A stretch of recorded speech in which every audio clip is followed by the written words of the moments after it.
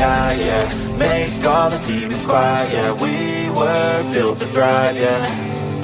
I think that we've all had enough. What keeps you up at night, yeah. Make all the demons quiet, yeah. We were built to thrive, yeah.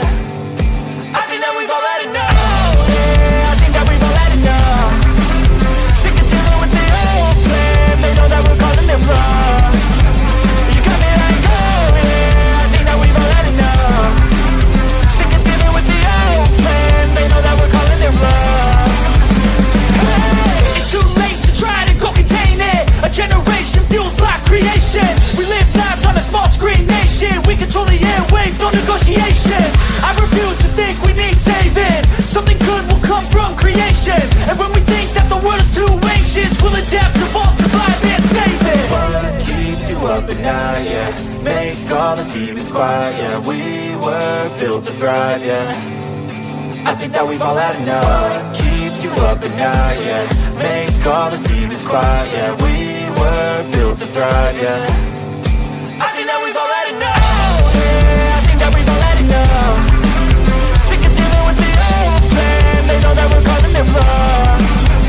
You got me like, oh yeah. I think that we've all had enough. Sick of dealing with the old plan. They know that we're calling them wrong.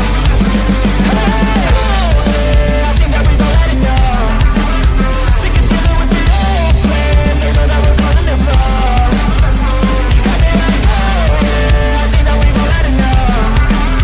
Sick of dealing with the old plan. They know that we're calling them wrong.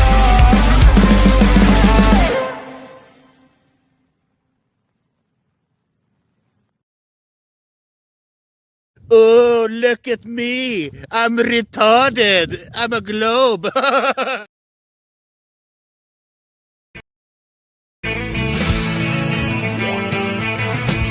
No one told you life was gonna be this way. Your job's a joke, you broke, your love life's the old way. It's like you're always stuck in second gear. When it hasn't been your day, week, your month, even your year. But I'll be there for you when the rain starts to pour. I'll be there for you like I've been there before. I'll be there for you 'cause I'm there for you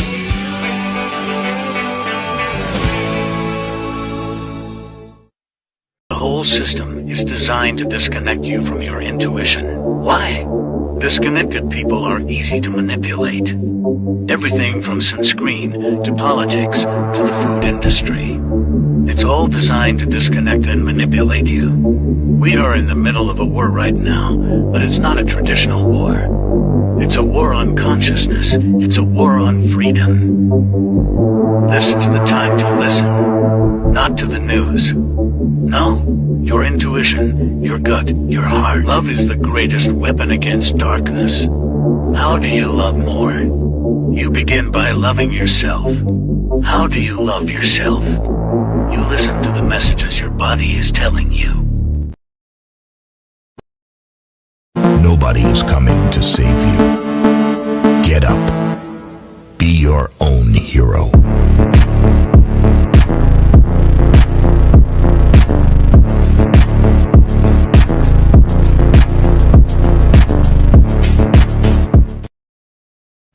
Slaves used to work all day, every day, with no pay. But they got free food, water, and shelter. Today, we work all day, nearly every day, and we get paid. But the money we make, we spend on food, water, and shelter. We're still slaves. The only thing that has changed is the illusion of freedom. I'm scared, Dad. Do you trust me, son? Yes. Come on, son. Rule number 1, never trust anybody. Stop! Don't touch me there. This is my no-no square. Stop! Don't touch me there. This is my no-no square.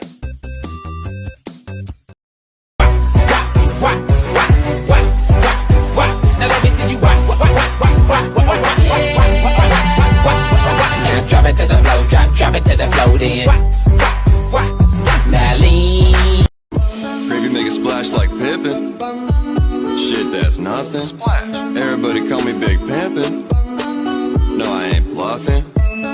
meet your mom in the kitchen, making blueberry muffins.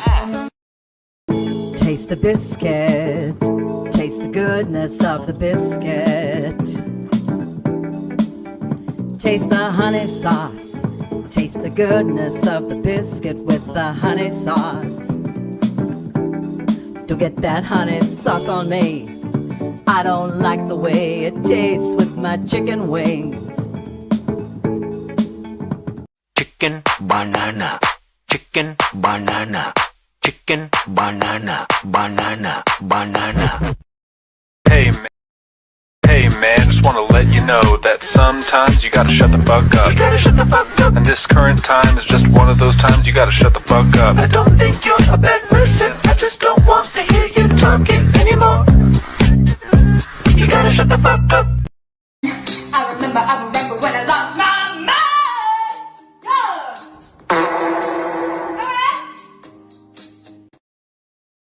All right, good evening, ladies and gentlemen. Welcome to Sovereign Soul Unchained Mind. How is everybody doing out there? I got my man D-Man back here behind backstage. Look at that. There he is. What's happening, D-Man? Right on. There we go. Now I got you. Holy crap. Walk it, rookie. Do I sound okay? I just wanted to make sure I'm not too loud or anything. No, I don't think so. Okay. What do you guys think out there in Chatland? Yeah, I just want to make sure I'm not, deep breathing or. So what's with all these fucking globetards all freaking out about this eclipse? Oh, sun get blocked mean Earth globe. Oh, derp.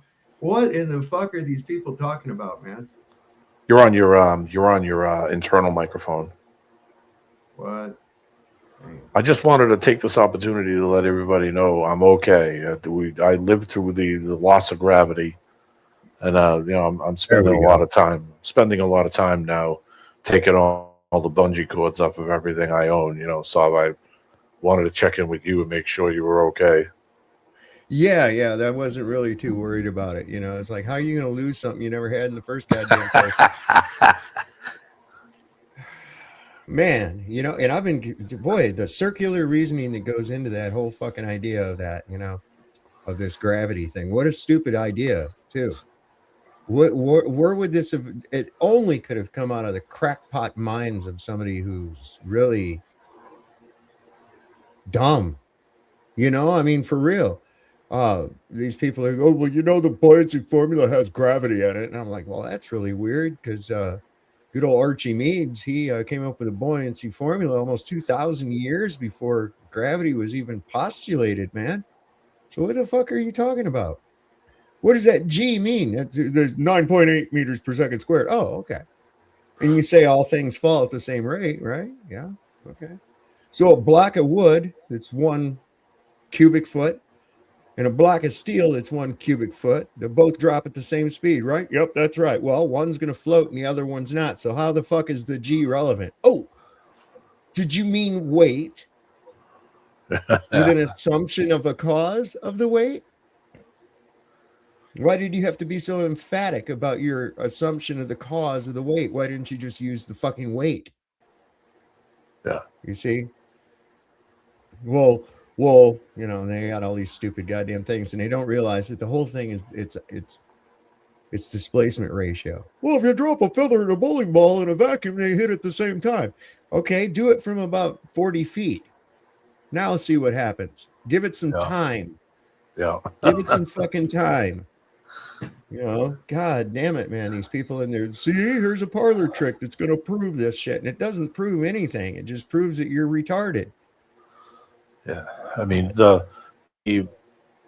using it on the ground is a little bit different when you're traversing the surface of naturally, if you take 2 cars and one car has all the crap in it, all the AC, all the interior, all the parts, and you could also buy the second car, the exact same car, and take everything out of it, all the fenders, all the trim, all the seats. Which one's going to accelerate faster? Exactly. Which one's going to get up to its top speed quicker? Right. You don't have all those other systems to have to fuck with. You're reducing the weight. Then, of course, aerodynamics has something to play into that also. Well, energy input. energy input. If you have to divert some of the energy to run this and run that and have this there and this the other, Yeah. that's It has losses. right. Losses. Right. Yeah. It has losses in the rotating, in the it has losses in the engine's output power, meaning the more accessories you've got on, the air conditioner, the what do you call it, this on, the heat on, right. It's taking more electricity. It's taking away rotational. Right. It's taking power from the drivetrain to run all these accessories. And reducing the weight will make it accelerate faster, just like a race car. Well, I mean, you don't. The whole thing is this too. It's got to have time to react to the now much thinner medium, because what they don't understand is it's a case of can't see the forest for the trees. Yeah. They don't consider the medium because they're in it. Yeah. And it's all dependent on displacement. It's all dependent on displacement. Whether something rises or sinks, floats or sinks, drops or rises, however you want to fucking call it. It's all the same thing. Okay? And it's going to be based on the displacement ratio of the fluid. There's one of two things is going to happen. The object will be at equilibrium and not move. It will remain static until acted upon by another force. Okay? If the object is lighter or less dense than the medium, then the medium is going to displace the object and it's going to rise. Yeah. If it's the other way around, the object is going to displace the medium and it's going to drop or sink, however you want to use. Fall, sink, drop, it's all the same. So it's all measured from a plane, by the way, flat Earth measurements. Absolutely. Well, celestial navigation is done from a level fucking standpoint. Bingo. Jesus Christ. Back Up, down. I think there may even be a level in a fucking, I don't know. I have to get out. I have a sextant somewhere around here. It's in a box. Pretty much every I have one that's got one of those table levels where you have to, whatever surface you set it down on, you have to actually rotate. Has to be leveled. Legs down. And you have to make sure that bubble is centered before you can take your measurement. Yeah. Or your degree measurement. Yeah.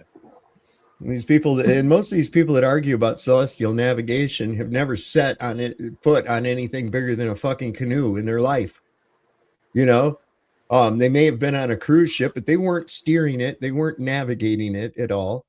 You know, I do celestial navigation all the time. No, you don't. Shut the fuck up. Use celestial navigation to get to Walmart. Let's see how that works out for you. Motherfucker. Every map book you would do. Yeah. I've said this. I've said this before. Me and my friend drove from Montreal, Canada, to the Alabama-Florida border on a map book from the 1970s and one of those little shitty compasses from a gas station, literally, and drove all the way. Dude, that's how we used to go all the time. That's how people used to travel, man. The way I always done it, I always went to the gas station and got a map, and that told me which road to go to get to the next town to get me to where I needed to, Had a little grid. Stop at the gas station and had a little grid mark. I'm not sure where I'm at. What's the name of this town? Grottos. Okay, so you go and there's a little index on there, and you find Grottos. There's Highway 62. There's Highway 62, okay, so east or west. I want to go east. I'm wanting to be here, and this telling me that I'm here, so this is what I'm going to want to follow these roads right here. Kick ass, right? That's how we all traveled. And I'm going to throw two words out there that should be very familiar to a lot of people, but anymore it's not. Rand McNally. Yep. Rand McNally. Yeah. It was underneath Rand the McNally seat. where the maps always. That was where the maps I picked up. It was underneath the seat of every car. Yep. And the other most popular was AAA. The cool thing about those books is if you actually read the front couple pages, it would explain that the distances that they would give you were approximated distances. There were that was really interesting. Because they're not accounting for topography. They're giving you an approximated distance, and you know how you used to use those is why a lot of people now couldn't use them, is you would use the odometer. So it would tell you to go this distance, then you'd have to look at the map and say, okay, I have to go 2 miles, then I have to right about, and then you would have to hit your odometer, your tripometer, and reset it when you would take the turn. Now your next distance, if you had a co-driver, would say, okay, 2.3 miles, we're going to take a left. And then that's how I drove from Montreal, Canada to Alabama doing that. We screwed up I screwed up a couple of times on some of the turns because I didn't judge it just right, because it's approximated distances. Plus the roads had changed by the time that book was made, probably 5 or 6 years before I was born. And of course the road went over to the right a little more, or it was another 3 miles longer. So I had to figure out things as I went along. But even in the book in the front, it would tell you that these are not exact distances. The other thing is truck drivers would use the mile markers. Yes. Yes, you still can use them. You still can use them. It's not that hard. You don't even have to use your odometer if there's mile markers. You can say, okay, I got to go 4.6 miles. We just passed this. Boom, simple math. There you go. That's the mile marker we're looking for. It's not hard. But calculate the distance. Tell me the distance between San Francisco and Sydney, Australia. And I go, why? What is that going to do? I'm not going to either one of those places. Are you? Why? Do you don't know how to do it? Well, where's your flat earth math? And I'm like, there's no differentiation between, it's just math. Okay, it's just math. There's no flat earth math and globe math. You can only differentiate globe math as they use hypothetical fucking values and then call it truth. Call it reality. And like their distance to the sun and all this other fucking nonsense and their idea of gravity and all this. I can't believe people actually still believe that shit. I cannot. They wonder why it's called theoretical, man. I know. I told somebody that on a Facebook group. I says theoretical science is not science. It's theoretical. It's based on assumptions and theories and shit. It's just like, it's not real. It's fantasy land. This guy said he was going to pursue this guy said he was going to pursue a fucking degree in such and such. And I said, why in the fuck would you put yourself in debt for the rest of your life for that science fiction crap? What the fuck is wrong with you? You're going into debt for the rest of your goddamn life, damn near, and you're not going to get a job in the field. Trust me, you'll just still be here on Facebook arguing with flat earthers. Shut the fuck up. Well, you might be able to write comic books or be a movie writer. I wanted to show that. Okay, that's Google. That's a 700-mile distance. That's from Wales to France. Okay, the starting point is up on the top. The Alps is right there where the point is. There's 7 mountains there. When the guy actually took the distance and used Google's topography map, topography chart, that's it on the bottom. Notice something on the bottom of it? Yeah, it's completely flat. Yeah, man. Notice there's no curvature added. Listen, I can't keep this up forever. There's too many of us now, and there's too many people talking, too many people getting other people to ask questions that they should have been asking a long time ago. And this is the thing. I mean, I was like, I was bored all day. I was just fucking sparring with goddamn retard globetards on Facebook like most of the day. It was funny as shit, man, because these people, you can get them tied right into and it's all because they're all out there. I don't know what it is, but they think that because there was an eclipse, suddenly that's going to prove the Earth to be a globe somehow. Did you notice that they recycled the same image that they used last year or a few years ago or whatever? It was the same exact image. And how come NASA's the only one? Supposed to? Yeah, how come NASA's the only one that gets that shot? You got millions of people taking photographs, using filters, doing all kinds of shit, right? To get the best photograph of the eclipse that they can get. But only NASA comes out with one that has the moon in front of it. Yeah. Yet we don't see a moon approaching it. We don't see a moon leaving it. In fact, we actually see the fucking shadow leave at a different angle than what it came in. Yeah. A bunch of people were watching the moon when that happened and said they didn't see anything at the moon. Shit ton of people were watching it. And they said, you're talking about the rocket that was supposed to hit. Yeah. I was talking about the eclipse. I didn't even see it.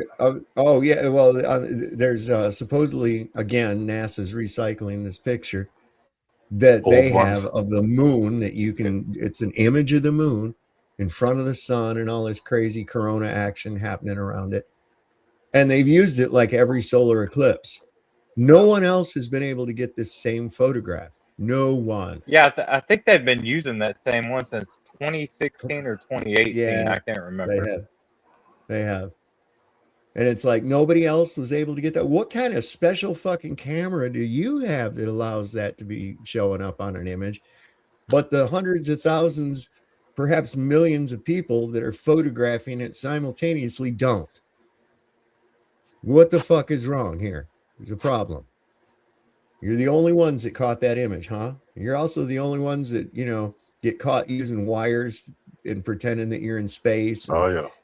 Get caught using CGI and grid screens and blue screens. Roll George Bush through there at the same time that you're filming a PBS special.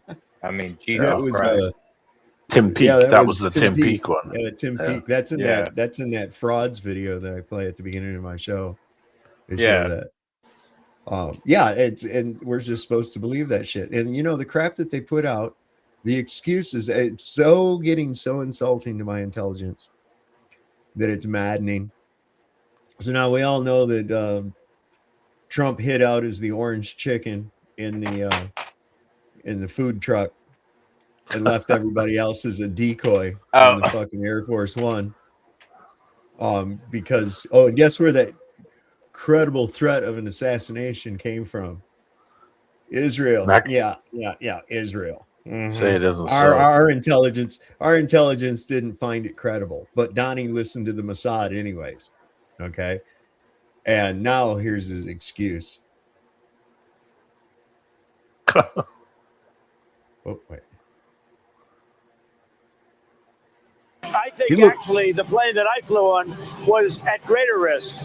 I think it was at greater risk because that would be the plane I think that they would be more likely to go for. I think actually I think he looks better. New dude. He looks better, doesn't he? Yeah. Yeah, I would definitely vote for him to be my tyrant over some stupid blue tyrant. I would rather have a red tyrant ruling over me than a blue tyrant. The fuck is wrong with people, man? So it's like rearranging the chairs on the Titanic. Yep. We got Carolyn Levitt. She's leaving. And you know what I do? And there's a lot of people I think are speculating the same thing. Because she was right there. She was willing to put up with his shit, literally, and sing his praises and defend him and lie for him in front of the press and all this other shit, right? And now she's going to have to leave. She came back after having a baby, right? All that. And now she's going to leave. It's probably because no matter how adoring, she realized that no matter how much adoring she does of this fucking monster, that he was ready to set her up for dead and left her on that fucking plane. That's what's going on. And whether it was a credible threat or not, the fact that Trump thought it was and did that, that's got to hurt. You thought you was his number one gal pal there, right? He's singing your praises and everything, but then when it comes down to it, he's going to fucking leave you for dead. Yeah, he's a terrible motherfucker. This means she knows exactly what's about to happen, and that what's about to happen is so egregious and indefensible that she doesn't even want to be complicit in it anymore. Her whole job as White House press secretary is defending the president and his actions. This woman has sat up there lying about Donald Trump being in the Epstein files, then later saying that he did nothing wrong. She's even had to defend Donald Trump bombing Iran, even when hundreds of school children died because of him. She has even gone as far as to attack a reporter, saying you're a biased reporter with a left-wing opinion, and a left-wing hack when all they were doing was asking a question about Renee Good, the mother of 3 who was killed by ICE. But now all of a sudden she's resigning? It's not all of a sudden if you've been paying attention. Here's the one reason with 3 parts. Part 1, just last month on July 16th, Donald Trump fired thousands of election security federal workers. Our Cybersecurity and Infrastructure Security Agency, the government's top cyber defense body protecting the U.S. election systems, have been fired. So literally the people that make our elections safe and make sure that they're not hacked or rigged are fired. Part 2, here's our Attorney General of the United States. Now, when it comes to ICE officers, you recently expressed some support to deploy them to polling locations, armed federal officers. Now, how do you reconcile that with obviously the federal law that prohibits federal law enforcement to be armed at these locations? What we have talked about is whether there's a need to make sure our elections are fair, to make sure that only people who are supposed to be voting are voting. But I also am not sure of the uproar of the risk of having a border patrol or an ICE agent at a polling location or looking into whether somebody is voting that shouldn't be. Because they kill people. Yeah. And also because it's not their fucking job. Because let's be clear, this is absolutely about sending armed ICE agents to intimidate and threaten voters, to make sure that only the people who are legally supposed to vote, vote. And we know exactly what the fuck that means, because they're going to pick big blue Democratic areas, say there is voter fraud and illegals voting, and raid polling locations and use violence to win the elections. So finally, part 3. Let me put an idea in your head, okay? You have the right to declare a national security emergency for elections. If you declare a national security emergency as the President of the United States, they can't challenge it. It can only be overturned by a 2/3 vote of both houses of Congress, and a limit to mail-in ballots. And let me just say the strangest things have happened. Okay, I'll leave it at that. All right, we'll leave it at that. So I'm really tired of motherfuckers thinking that we stupid and don't know shit. This means she. He's gonna fuck the. The elections have been fucked all your life anyway. It doesn't really matter. They're just pulling the mask off it right now. That's all. Hey, Sam, they all seem so trustworthy. I'm telling you, just whatever they say, they are. They're so benevolent. They only want the best for America. That's what they're there for, is to be for the best of America. No, it's just the best for their buddies who are who will be profiting from the whole spiel. That's all it is. They don't give a fuck about you. They care about them and their buddies and the people that that make money from this horse shit that they've been pushing for the last 80 years. It isn't anything new. I mean, the normies don't know this. The normies don't know this. I mean, we've been through the ringer enough to notice that something ain't right, and it ain't been right in a long time. But the normies just think, oh, well, I'll vote. Oh, this one's better. That one's better. It's the same shit, different pile. You just have to figure it out. It's like you're going up to a hot fucking stove, right? And you put your hand on this burner and you go, oh shit, that one hurts. That hurts. And take your hand off of it. Ow. And then you say, well, that one burned me, so I'm going to put my hand on this fucking burner. Ow, ow. Oh shit, that one burned me too. I'm going to put my hand back on this burner. Ah, oh shit, it burnt me again. And you just keep fucking doing that till your hands are ashes. It's like, what part of this are you not getting, man? Just put your head in the oven next time and just get it over with. It's the definition of insanity to do the same thing over and over and expect a different outcome, when you've seen the same thing 10 times. This is why they're after the young people. We want to get the young people to vote because they're easier to fool. They actually think, hey, this guy is going to dude, he's just a fucking used car salesman with a spiel. Okay, he's not going to do jack shit for you. He's not going to. He's not there to represent you. Stop. Don't consent. That's why. That's why by the time you're in your 30s, they don't want a damn thing to do with you. They're done with you at that point because now you've started to figure it out. Yeah. Well, either that or you've already immersed yourself into one of the sides of the created paradigm. Yeah. You've not realized that the paradigm is created, and you'll stick with that, and you'll think that as soon as everything's blue, then everything will be good, or as soon as everything's red, everything will be good. It's not. You can mix them together and everything's still shit. They're both shit. Yeah. And this is what they're not getting. And a lot of people never come to that. You've got people my age and older. These people that sit there and drool over Fox News. Well, that Sean Hannity sure is a handsome young man. And, it's like, fuck. You're already just too crazy by that point in time. I think you're already just fucking over the edge, gone. You can't that's become your identity. And I can't get that, how people take some kind of shit like that and make it their identity. You know, even their job, like they make their job their fucking identity. And it's like, that's not who you are. That's what you do. That's part of your story. Who are you? You see? And they don't know. They don't know. So you brought up a good question. What in the red and blue, where's the white at? What does the white stand? The red, white, what is it? What's patriotic? I don't know. Me neither. I don't know what that's supposed to be at all. It's they tell you, oh, it's the blue for the loyalty and the red for the blood that was shed and the white for the purity.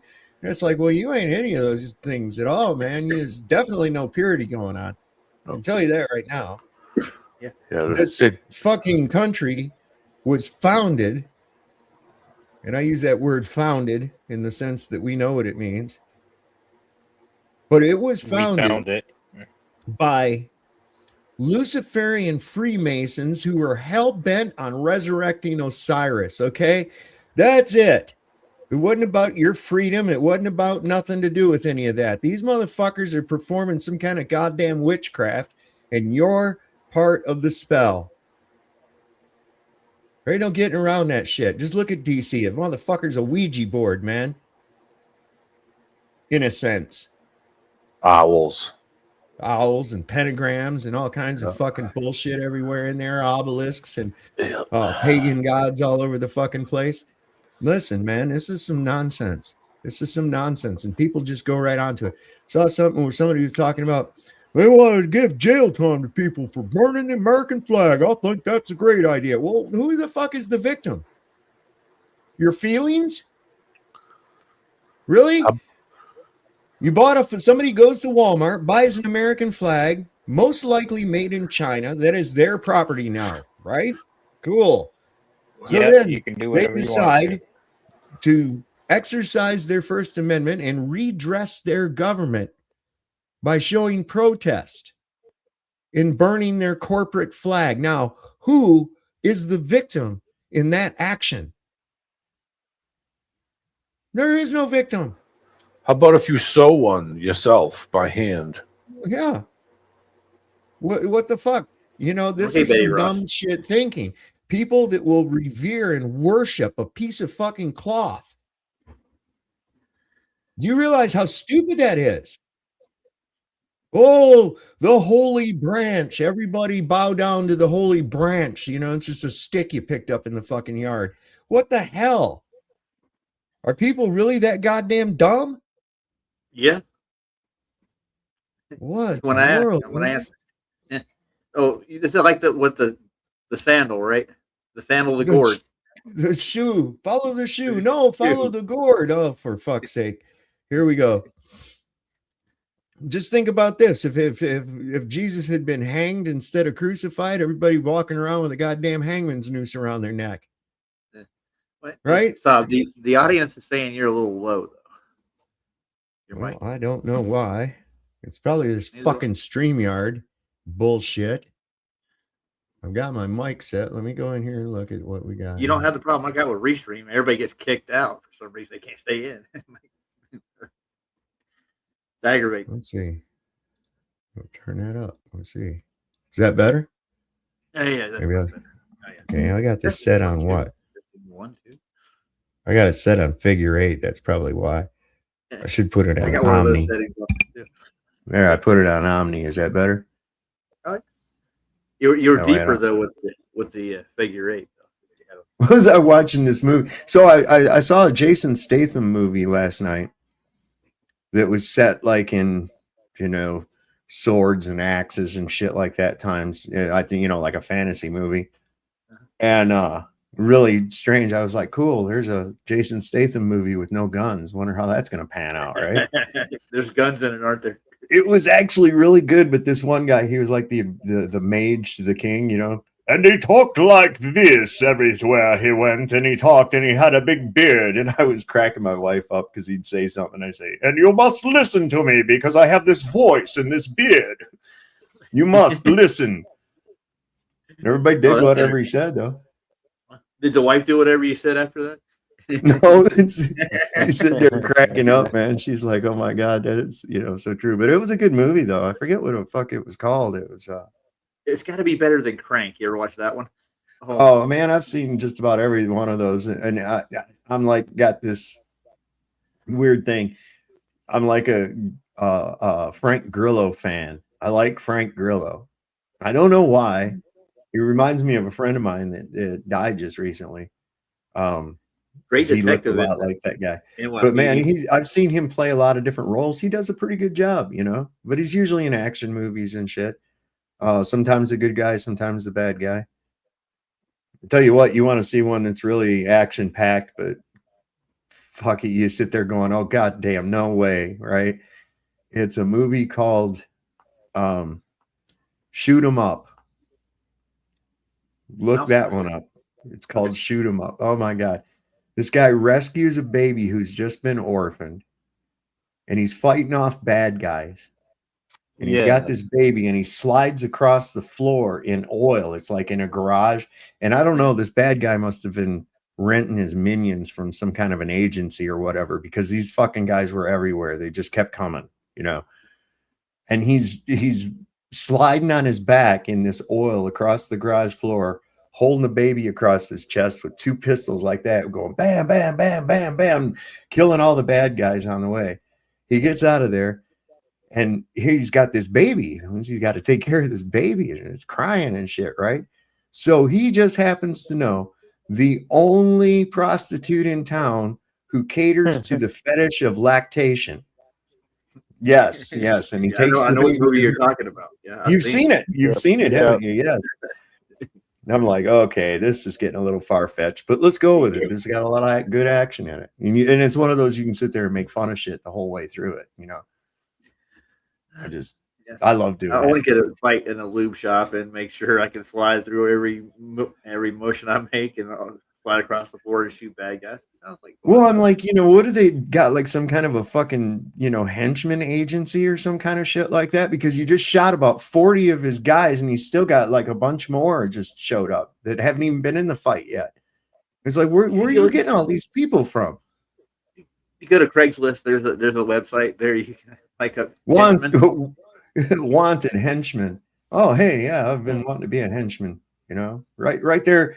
Oh, wait, no, that's Soldier of Fortune. We're looking for henchmen. Is there any criminals in the fucking city that need a good henchman? I mean, I have those skills. Here's my resume. Yeah, how do you make a resume for a henchman? That's what I want to know. I see you worked security down at the abandoned warehouse near the docks. That's where all the crime happens, Every movie you see, they're down at the abandoned warehouse by the docks. Oh, God. Yeah. Easy to make a body disappear from the water. Well, you turn the wrong corner and it's like, oh, sorry, wrong crime. This is kidnapping. You want hostage negotiation. It's over there. It's a Dock 3. Right. And stay away from Dock 2. There's a drug deal going on down there. You don't want to get mixed up in that one. And I would have got away with it, too, if it wasn't for you meddling kids. If I was a cop, that's where I'd hang out, down at the warehouse by the docks. That's where everything fucking happens at, man. It's like, oh, there they are. Let's get them. There's another day done. It reminds me of a Naked Gun, because Norbit always goes to the docks and gets in trouble. Yeah. That wasn't that OJ? Yeah, it's OJ. Yeah. He's not a criminal. What are you saying then? Are you he was found innocent. Mm-hmm. David Koresh. If the glove don't fit, you got to acquit. David Koresh in the chat said, plot twist, the prostitute was Caroline Levitt. Pushin says he's not sure. Be comfortable What's up with the with movie that I recognize. What's the anybody heard about anything going on with the first prostitute, the first hooker? What's her name? Melania? I haven't seen her, not once. I heard something about that they're getting investigated about the movie and the money that where it came from and all kinds of shit. It's just shit I picked up and I'm like, what the fuck, man? Yeah, I've heard rumors of that going back and forth. I don't know how true any of that is, because they started that with Melania Coin, and they said Melania Coin was going to promote the movie, and then now the movie. Yeah, then they rug pulled it. I'm not sure.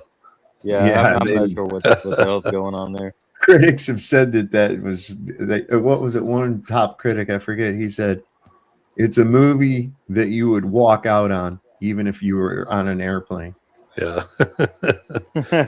I mean, they did that Haktua girl was the same thing. She was so popular, she created her own coin, and then they rug pulled everybody that jumped on it. Yeah. Oh, man. Yeah. Yeah. Limited hangout, man.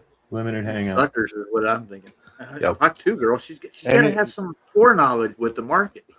No. Well, what was with that Hot Tour girl? They found out like they established that coin before the meme ever happened. So it was like a total setup in the beginning. Probably. And they like paid for advertising or whatever. Just some promotion.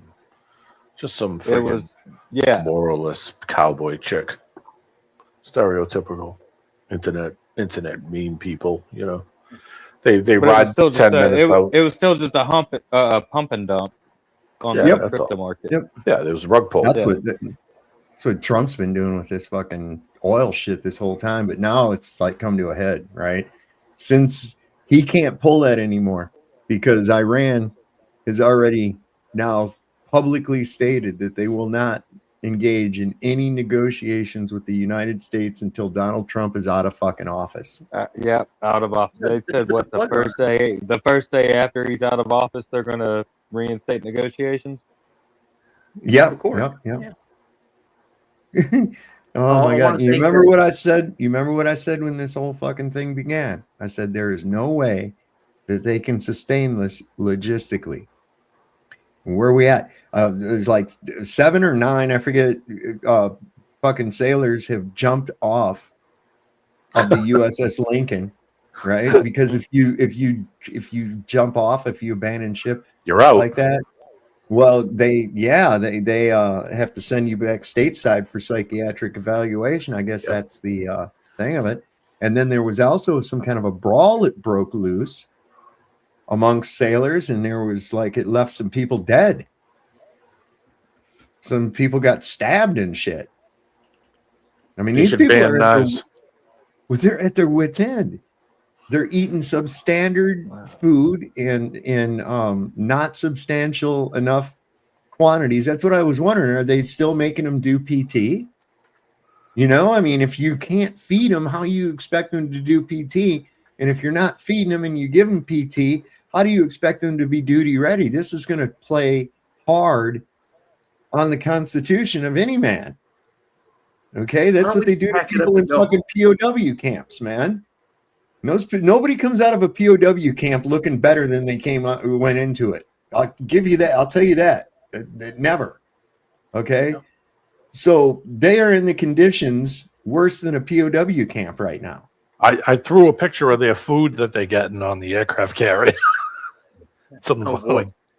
Oh boy, wow. That looked delicious. There you go. Breakfast and dinner? Look at that.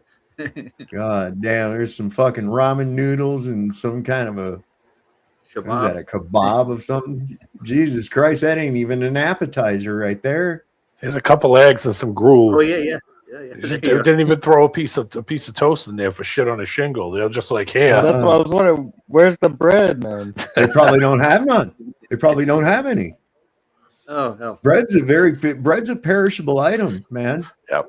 At least if it's real bread, it is. I asked and they're what do they do? They ain't got the shit on board there to make bread, I don't think. And if they what? My dad they're said used to making instantaneous shit. They're supplied like by Cisco. Yeah. They are? Huh. I've used them. My dad said shit on a shingle they would do shit on a shingle when the bread was hot as a rock. He said when bread was hot as a rock. Yeah, you gotta have something to suck they it would up. throw it. Exactly. He said, and they never wasted it because he said the reason they called it a shingle was because it was hot as a rock. If you wouldn't eat it, you have to put something wet on it. This is something that it's one of the biggest lessons that nobody ever fucking learns. An army moves on its stomach. Yeah. Okay. What does that mean?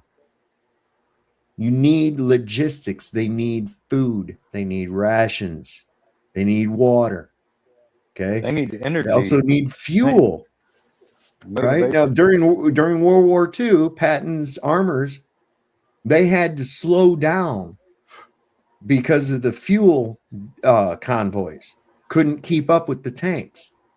Now, the fuel convoys were constantly running back and forth from the front lines to the rear with fuel tankers. Okay. That was a very dangerous job, and it was a target of the Luftwaffe. So what'd they do? Well, since they integrated the army, they had all the black guys driving the fucking Red Ball Express, is what they called it. So if you were black in the army, you either got to be a cook or you drove the Red Ball Express. Operation Hide Behind the Black Guy. Yeah, pretty much the most dangerous thing that you could do. Yes. Was getting that fuel truck. You knew that everybody was looking for those things. Yep, and there was airplanes flying around looking for that shit, trying to shoot it and blow it up. Yeah, not cool.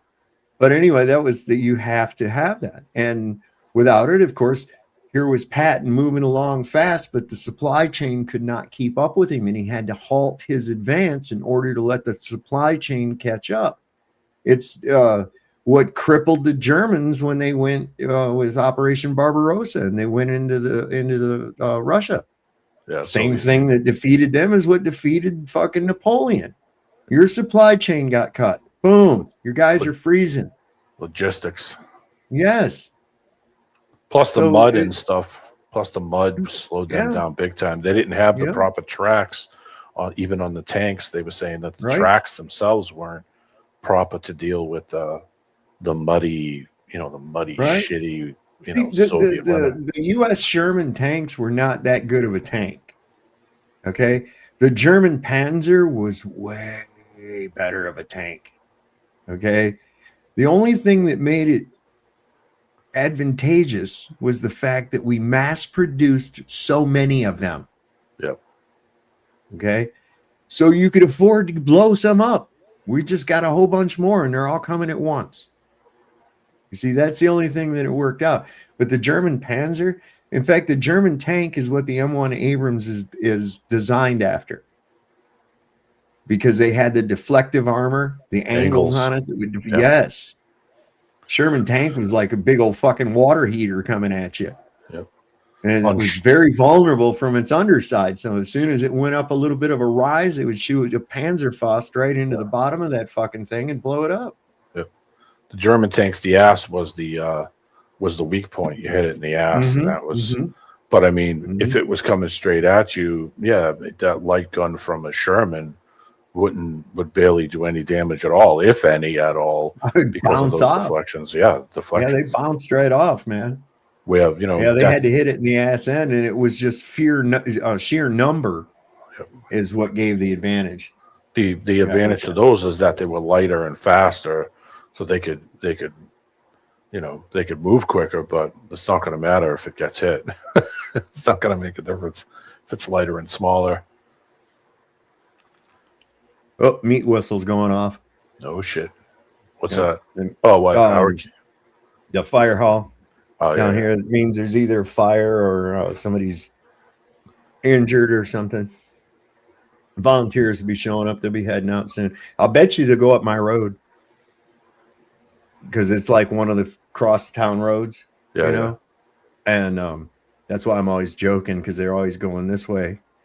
And I'm like, well, I'll tell you what, stay away from that end of town. That's where all the fucking emergency vehicles always go. I ain't going over there. Yeah. But no, I hope everybody's all right. Anyway, got this thing. I got into a discussion today about gravity. And the more I discuss it with people, the more ridiculous it becomes to me, the whole notion of it. And I get to the point where I'm like, are you not really seeing what the fuck you're arguing for? Are you really not looking into this at all? You just jump in there and tell you anything that old Craig McNeil or fucking Looney Tunes transvestite motherfucker tells you without any investigation into it yourself, none whatsoever. They always say, when you tell them you don't have any proof of gravity, what do they tell you? Hey, Roger?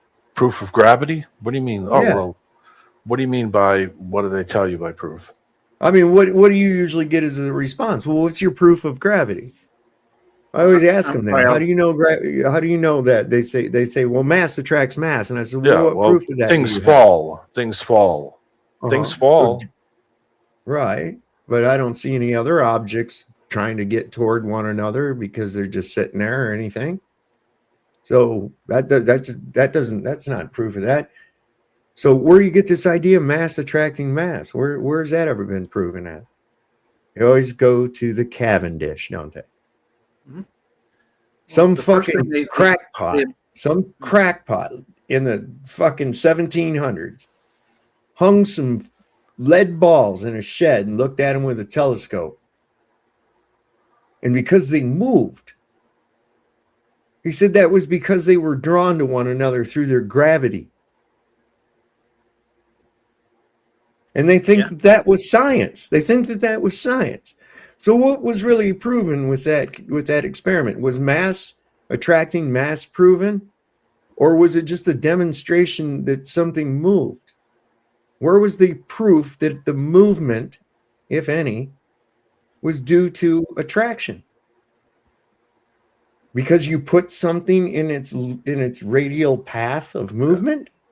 These guys, and nobody's been able to actually recreate this experiment that everybody takes as the gospel. Yeah, but there's not even a good average with it. It takes 650 tries to even come up with an average, from what I can tell. Yeah. And so that's not a constant. That's not a gravitational constant. That's what they need. No. And they don't have that. And I said, all you have done is demonstrate movement. You have not proven the cause of movement. You've not proven attraction. That's stupid. Why would something attract another object without any energy input? Yeah. Good question. I got a suggestion for you, Saf. What's go up? watch Dave McKeegan's latest video and just listen to what he says. And I really have to bare my teeth just to listen to the fucking guy's voice, to tell you the truth. He looks like a little goblin, and his voice is fucking irritating as shit. Nathan just covered it, and he's just pointing out the azimuth throughout the whole thing and how you have to have a linear angle to get any of those distances or anything you find in the sky. It just it's all the same. Every time you from level measurements. Here's a little thing about the Cavendish. One of my favourite scientists is Henry Cavendish, even though he was part of the rich dukes of Devonshire, that family, and incredibly rich. He went to Cambridge to study natural sciences, or natural philosophy as it's called, but he had a very curious condition in that he could hardly talk to anybody. So when it came to his Viva exam after 3 years of study, he fled Cambridge rather than sit in front of the examiners because he was petrified of them. But he was one of the most brilliant scientists of that 18th century. Okay, great. So he is the only person, apparently, to have come up with an experiment to prove gravity, which I think is based on two objects of mass will be attracted to each other, and that's to prove gravity. But apparently, the only reason I looked into this is because I was having an argument with somebody online. They were trying to tell me gravity is just a known fact, where I was just saying it's not. And this is all they ever tell you. So I felt obliged to have a look into it. And apparently this experiment has never been replicated, just like all experiments that we've been given to prove one theory after another to prove the globe Earth. This is just another example of some outlandish story, groundbreaking experiment that revolutioned and just changed the world and backed up a theory. And yeah, so I was trying to find this experiment being replicated and demonstrated. So I think I found the video, so let's have a watch. Towards the end of his life, he did a crucial experiment, which is represented by these lead balls. At the back of it, he had a big garden shed, which might seem like the size of my house. And in it, he had 2 lead balls like this, suspended from the ceiling. Only this is not to scale. This is, lead balls. Now, the real problem is that he wanted to measure the attraction between 2 objects due to gravity. In other words, there's a gravitational attraction between you and me, or between me and this lead ball. So gravity, which is a theory, and was only invented because they said that the Earth spins, and it's needed to explain why things don't go flying off the spinning Earth. And as far as I know, this is the only so-called experiment, like this chap's explaining, that gravity, according to them, is all objects of mass are pulling towards each other. And so this experiment is supposed to demonstrate that. So let's see. So he had to be a long way away to look at the experiment, otherwise he'd interfere with it. So he had an aperture, a place where he looked through, and he put a telescope up there, and he stood outside in all weathers, and he was in his 60s doing this, staring through the window to take his measurements over a year. There's another set of lead balls inside there. This experiment really is very difficult to get to work, and a technician has sorted apart, so because he got so frustrated. Yeah, I don't think I need to say much else, do I? The technician got frustrated, so he sorted it apart because it doesn't work. Brilliant. So if you're having a debate with anybody about gravity, okay, and they try and throw this in your face, just send them to this video. Cavendish experiment, 60 symbols. This is such a good experiment that they can't even replicate it without taking a hacksaw to it. And then right in the middle, there's a bit of glass. There's a mirror, which should be suspended from a torsion wire. So you'd set it up like this in his shed, and you put it like that, and this lead ball would attract that lead ball, and this lead ball would attract this one. And so it would be pushed a little bit this way and twist the wire, and that would be pushed a little bit that way, and the wire would twist. And as the wire twists, the mirror, which is dangling in there, would twist a little bit, and light which comes in would be reflected off at a slightly different angle. And all he had to do was measure the angle. He then had to move it the other way around. Oh, he didn't move this bit. He moved the lead balls round so that you had an equal and opposite effect on the other side. So instead of having, you have that configuration. He had this is a very complicated technical thing for the time. This experiment really is very difficult to get to work, and a technician has sorted apart, so because he got so frustrated. 18th century we're talking about, and he put that way round, and then it was pushed the other way, and you could then see the displacement. Moreover, you could measure the period of oscillation of this, and from that get all the properties of the wire, the torsional constant, and that enabled him to measure big G, the gravitational constant, to an accuracy of 1%.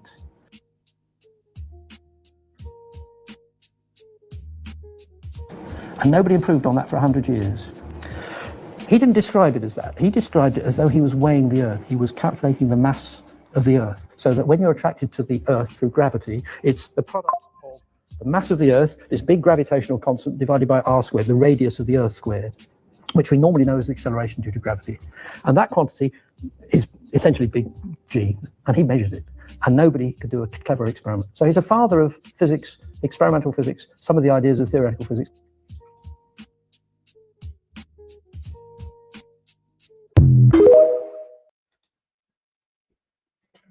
That's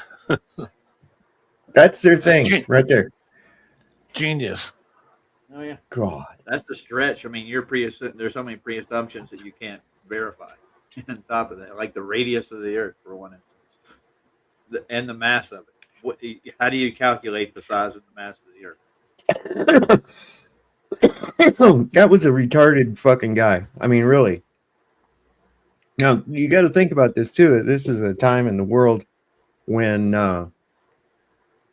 supposedly people were working in the fields and harvesting crops and planting and taking care of farms. It was a pretty agricultural time. And you had towns and things like that and businessmen. But then there's this rich fuck duke of something or whatever, because the cum that made him came from some fucking royal or some shit, and he ain't got nothing better to do at all. We'll sit there and hang a couple fucking balls, and oh look, they moved, and nobody's been able to recreate this since. And even those I remember my physics teacher, he got fucking mad. He couldn't get the goddamn thing to work. And he was convinced, it must be setting it up wrong. Well, no, you're not setting it up wrong. It doesn't do anything, man. It's a big lie. He's the only witness to this oscillation. He's the only fucking witness to it. And we're just supposed to take that. Nobody else can do it. Isn't there something called repeatable and demonstrable? So why is this not repeatable and you were the only one that observed it? Kind of like Eddington, who excluded any data that didn't conform with his cockamamie theory. Yep, I get you. It's either their way or no way, you know. Right. Especially when it comes to these people in royal institutions of science. But I'm Lord Cavendish, and I have royal blood, and I have this voice. You must listen to me. It's like, no, we don't have to listen to you. You're a crackpot, dude. Inbreed. Fucking inbreed. Here we go. A little bit more about Henry Cavendish. Good old Hank. Mr. Hanky. In 1797, Henry Cavendish, the British scientist, Freemason, and wealthy grandson of the Duke of Devonshire, created an experiment which he claimed successfully proved the existence of gravity, measured its constant, and provided accurate figures for the exact masses of the Earth, Sun, Moon, and planets. How did Cavendish achieve this quantum leap for heliocentric pseudoscience? He fixed 2 large lead balls on opposite ends of a torsion balance and hung them from the roof of his shed. By watching and recording slight motions of the contraption via telescope through his shed window so his mass would not affect the reading, Cavendish claimed to have proven gravity. 2 small lead balls were hung near the large ones, and any motion observed towards one another was touted as being the influence of gravity. Now, the Cavendish experiment has been widely criticized by the scientific community because never in over 2 centuries since its creation has anyone been able to replicate it. Firstly, the balls simply do not always attract one another, as they must for the so-called gravitational constant to be constant at all. Sometimes the torsion balance turns towards the balls, and sometimes away, as it is impossible not to give some slight tremulous motion when interacting with it. Henry even complained in his notes how often as he was performing the measurement, the contraption was still in oscillation. Secondly, since his calculated force of gravity was 10 to the 39th power weaker than the force of electromagnetism, from which all material objects are composed, there is no control for the experiment, which can factor out and positively differentiate the alleged gravitational force from the known, stronger electromagnetic force. In other words, the balls could simply be attracting each other through static electricity, a known force existing in all things, billions of times stronger than gravity, and impossible to control for the experiment. Even though no one could replicate Cavendish's findings, the experiment went down in history as a great success, and is still taught as veritable proof of universal gravitation in science textbooks today.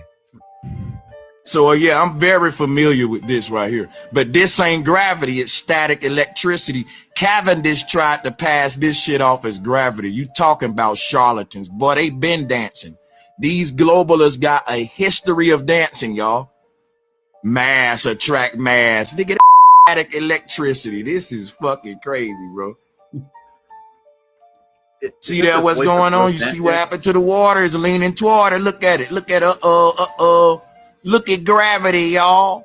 Look at now. Gravity supposed to be the force that's pulling. Dynamic. Let me say this. Yeah. Let me say this. So gravity supposed to be the force that's pulling the water down, right? But what's pulling it toward this?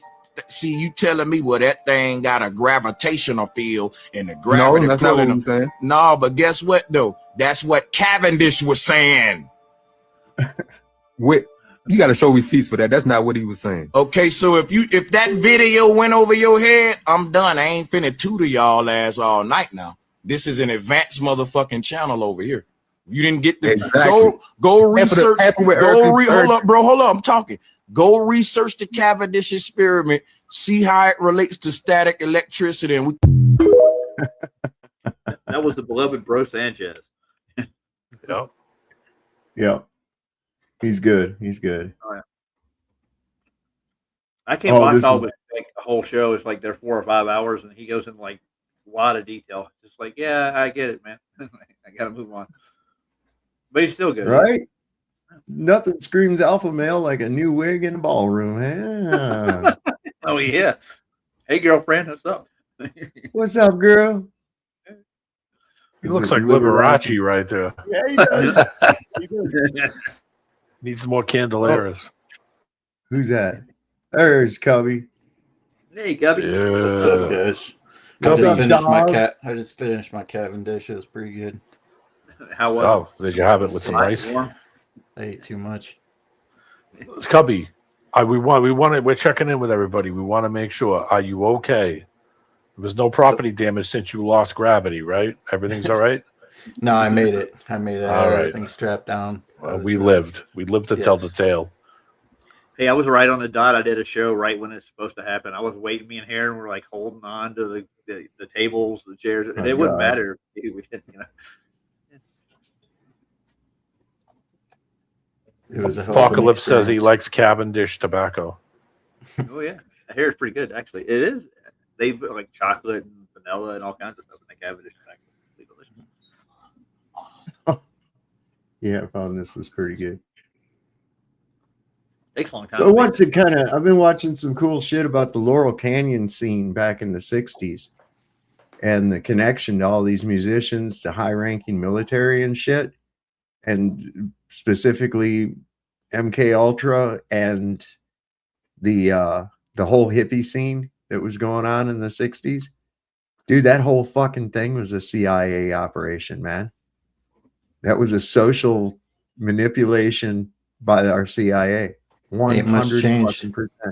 No, but for real, 100%, man. Jack Kerouac, the writer Jack Kerouac, who wrote On the Road, talked about it on a TV show once, and they asked him about it, and he said that since all these, and he's like pointing to Ginsberg and all these other guys, that they basically that it was supposed to be like a Dionysian movement, like, get you to connect with God, connect with other people. It wasn't meant to be this, do it in the road. But that's what they turned it into. And I think when you say that, that means that they were like, shit, we need a way to subvert this because we can't have everybody together.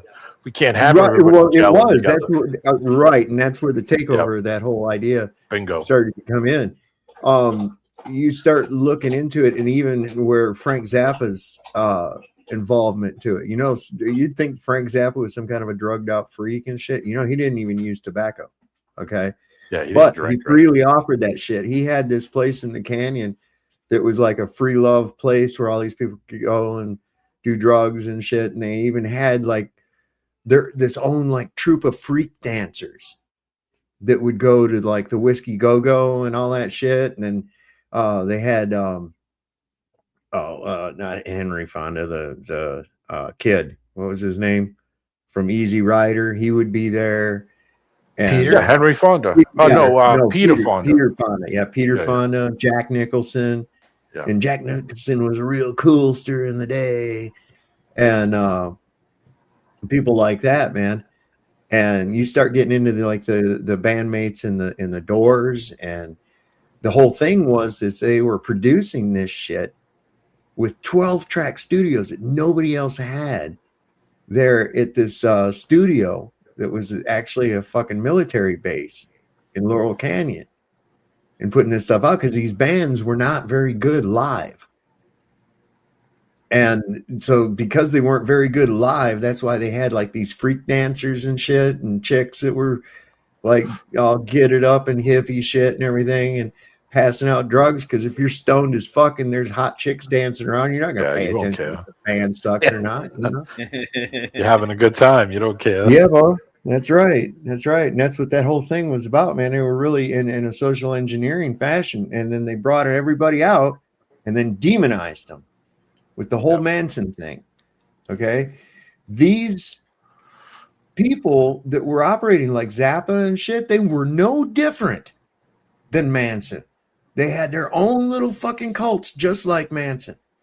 Okay. The only difference is once they got this thing rolling, then they ran this Manson thing. And I'm telling you, where they got him was way too close to fucking China Lake Naval Air Weapons Station than I think to be comfortable with. Because that I want to know about the OTO. Do they have anything to do with that? Because I mean, that's right up their alley. I don't know. The MK Ultra aspect of it, they may have delved into it, and some of the same players involved. MK Ultra had like over like 180 sub projects, okay, where they were experimenting with this shit. The CIA, they had one called Operation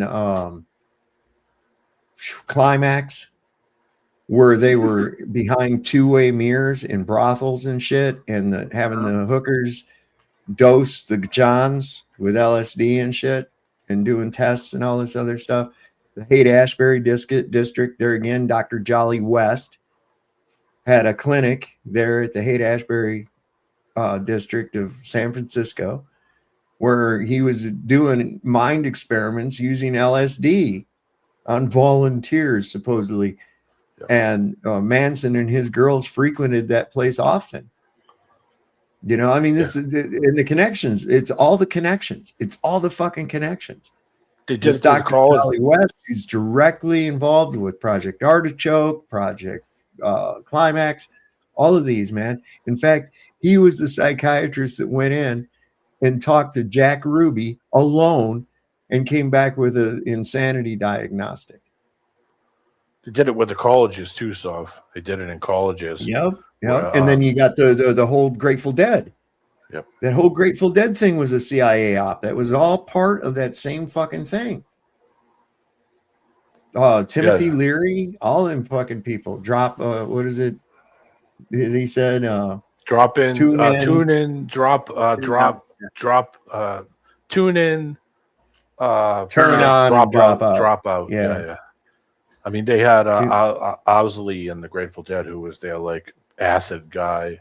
Yeah. They had Robert Hunter, who was who was a writer for them.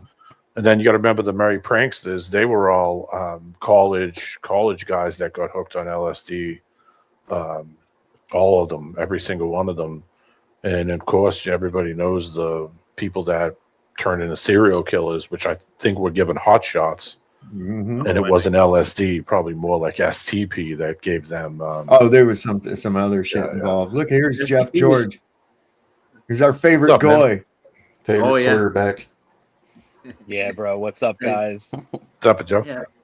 Wasn't STP derivative of heroin and cocaine originally? What's that? Well, they made STP. It was like a concoction of heroin and cocaine that they made into hallucinogenic. They made it into a gel form. Oh, it's like a speedball. That's what John Belushi died from. Well, it's still LSD. You still trip off of it, but it's got a different effect. It's not even close to the same molecule. The same molecule, psilocybin, for instance, is not. It's not the same. It's really weird how it works with your body, and I think that it lives on in you. I really do, in your brain tissue. Definitely taps into something that you never get rid of. What drug is that? Well, yeah, the thing, psilocybin, mushrooms, like magic mushrooms. If I eat mushrooms, you think that lives in me forever? What? If I eat mushrooms, you think that stays in me forever? I believe that. Yeah, I do. I think that because something that they've also discovered is that it through this research curing heroin addiction using even just microdosing. Microdosing, yeah. That actually grows brain cells, man. I think it opens a pathway up that you never get rid of. It never goes away. Mm-hmm. I don't know. As far as like living in you, I think it just opens a pathway up. Yeah. Maybe your pineal gland or whatever. I don't know, but something happens. Something breaks loose that you never really shake loose again. I've got a meeting. It alters your perception of reality, Right. Which reality is merely a perception.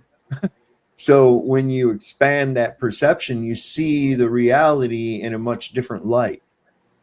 And one of the most common traits amongst people with that is that they feel a oneness, a connection with everything. It's almost like you are in the energetic field, and you feel a oneness with everything living, everything that's around you. And you expand on those thoughts, and it's really It's really enlightening. It's hard to put into words, but it's definitely expanding. Conscious expanding. We should organize a meetup like those flat earthers do, and all just get high on shrooms together. I don't know if I'd want to do it with a big group of people.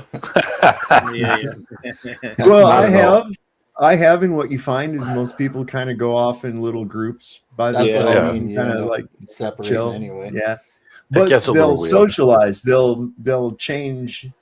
People will like walk over to another group and then become part of that. You know, it's I mean, I've done it at concerts and stuff like that, but it never really. I don't really like. I don't know. I never had a good experience. I only did it one time, but I had tea once with this woman I didn't know, and she said, "Come on, try some tea." And I'm like, "Oh, I don't know. I'm not really into that." And no, we sat and shot the shit the whole time. I felt amazing in tea form. There you go. I felt incredibly good. It didn't feel weird like if you just ate it. You know what I mean? If you just took one and ate it, that was like crazy. I didn't like it. I just kind of huddled up in a ball, and that was just how I stayed. My friend came over and said, "You okay?" And I'm like, "Yeah, I'm fine." As I'm just huddled up in a ball. I was like, "This is horrible." Listen, guys. You know, times are getting tight right now economically, and people are looking for some extra work. And I've got a little recruitment message from the boys over at ICE that I thought I'd share with you. Did you bitch about vaccination cards being tyranny during COVID, but now you think that anybody who doesn't have their birth certificate should be summarily executed? Do women scoot away from you and cover their drinks at the bar? Are you a self-hating pick-me who thinks that polishing billionaire knobs will make you rich? Are your underwear filled with cobwebs and dust from never experiencing the loving touch of another human being? Do you hide behind sock puppet accounts because you aren't enough of a man to stand behind your own terrible opinions? Were you raised by the darkest corners of the internet because your parents don't love you? Is your family tree a wreath? Do you fantasize about the family dog? Do you punch drywall at the sight of a book that isn't the Bible, which you haven't read? Do you buy those little flowers from the gas station? Do you look like Jelly Roll's corpse after being fished out of the Hudson River? If so, join ICE. Make use of those domestic violence charges by tormenting hardworking parents. Nullify your own hollow, meaningless prayers by waking up and choosing evil every single day. Tilt at windmills and algae blooms. Protect the interests of people who wouldn't piss on you if you were on fire. Every day you can wake up and say to yourself, the world is a worse place just by my existing. Tear innocent families apart to pay for your Robux and Fortnite skins, because God knows you're not paying for any dates. The only requirements are mild object permanence, the ability to count to 3, and an unwavering hatred of everyone who is different from you. Join ICE. It might be the push you need to end it all. Seriously, though, you're the worst people in the world, and I hope you're afraid to tell people what you do for a living, and I hope you get excluded from fun things, and I hope somebody pulls a Lorena Bobbitt and tosses your to a pack of rabid wolves. Oh my God. ICE. Empowering the mediocre, irredeemable scum from your high school since 2003. Yo, good old Lorena Bobbitt. Stop. What I'm noticing is that the people who support ICE are the people who committed to the whole MAGA thing years ago, and they never jumped off. They never jumped off the train when it was exposed that Trump is just a Zionist puppet. So they're still just they're committed to that MAGA identity. So now they just support ICE because they believe that's what they're supposed to do, because the liberals are against ICE. So MAGA is pro ICE. They don't realize how anti-libertarian and anti-freedom it is. Like, it's identity politics, right? Build the wall. Build the wall. Yeah, it's team. It's just teams. It's like a team. You know, my team. It's I use this example. You got 2 football teams, and you got fans on both sides. They're just which is short for fanatic. Okay, so you've got these fans on both sides, and they hear about the opposing team that their quarterback's been raping cheerleaders. Right? And, they're terrible. Look at, they have rapists and everything else like that, right? But then later on, the news comes out that their quarterback's been doing the same thing, and they're like, "No, he's not. You guys are just picking on him because you're jealous." Blah blah blah. That same thing, though. Yep. No objectiveness. No fucking objectiveness. That's Go the into same. anything like you're not without a dog in the fight, and you will glean so much fucking information that way. Like I'm not on anybody's side. Throw the issue at me. Okay? Yeah. Yeah, those fanatics of those sports teams who will defend the rapist on their own team, right? Mm-hmm. They are just as irrationally tribal as the Jews are. So, like, so Atlanta Falcons fans or Philadelphia Eagles fans, right? They're going to defend Michael Vick because he's on their team, right? But it's an irrational tribalism. And the Jews, they'll defend Israel, right? Even though they're murdering children and raping prisoners and stuff. It's like, but they're my team and I'm a fanatic. I like that. It's a good comparison. And if you like pit bulls, you will like Michael. Say that. You got to say that again. You cut out. Oh no! He was known for abusing his pit bulls, wasn't it? Michael Vick. Michael Vick was the dog guy. Yeah, he was the dog fighting. guy. Yeah, but there's other ones. Ray Rice. Beat up his girlfriend, and I mean Ben Roethlisberger. There's so many of these athletes. Yeah. This is what you get when you idolize people. Okay, what you find out is that they're just fucking people, and you don't know them. Okay. Yeah. Usually, if they're famous, they probably did some scumduggery shit to be famous. Mm-hmm. Okay, that's just par for the course. It isn't exclusive, but it's par for the course. We see it too often, right? Look at this sweet, innocent trad wife that they projected to the world with Charlie Kirk, and we found out that she's a child trafficking fucking witch, man. No, but she's semi-cute. You know? And that's, I mean, you go, whoa, wait, all this, the image that they portrayed of this person isn't true. Oh, wow. Yeah, that's the case with all these fucking people. They have a PR campaign. Then there's the real person. Okay? Yeah. Look at puppy shooting fucking Christy Nome, for instance. Right? Well, there's a real vacuous fucking piece of shit. Well, look at the one athlete that they all unified against. Does anybody know who I'm talking about? That's interesting. One athlete that everybody was united against. Currently too. Currently, I'm gonna try. OJ? Is it Aaron Rodgers? Yep, you got it. And we know why. because he refused the vax and then was proven right. Spoke out against COVID, exactly. Yeah. And imagine and there's been Kyrie Irving. Unified. How about Kyrie Irving coming out saying that the Jews are frauds, right? And that the Earth is flat. Yeah. Sounds smart to me. And then he Kyrie Irving's a genius, but the media will portray him as just some dumbass nigga, pushing conspiracy theories. Well, they do the same with me and Five here. They demonize our channel all the time. We get trolls constantly just coming over just to make a point out. I only really get trolls when you come over here, Roger. Oh, it's not my fault. Don't blame it on me. You bring them with you, man. I haven't seen Brenda till you showed up, man. I was like, God damn it, man. I didn't invite her over. I promise you. Yeah, or dude. him. My TikTok was deleted an hour ago. I had 11,000. Yeah, they deleted it. What for? It's a Jewish platform. Just it's Larry Ellison owns it, and I violated some sort of rule, and they just deleted it. I had too many strikes. It's funny. I think it's because in a caption of a video of a woman spoke to the city council, a Jewish woman claiming that I tried to incite a genocide. She used those exact words multiple times, that my speech was trying to incite a genocide. So now, at the city council meetings that when you go up to speak, you have to say your name and address. So they force these people to dox themselves. So this woman, Lisa Littman, it's all on video. She willingly says her full name and address. Hello, I'm Lisa Littman, 1008 Grove Street, Ocean Township. So she says it on the public record.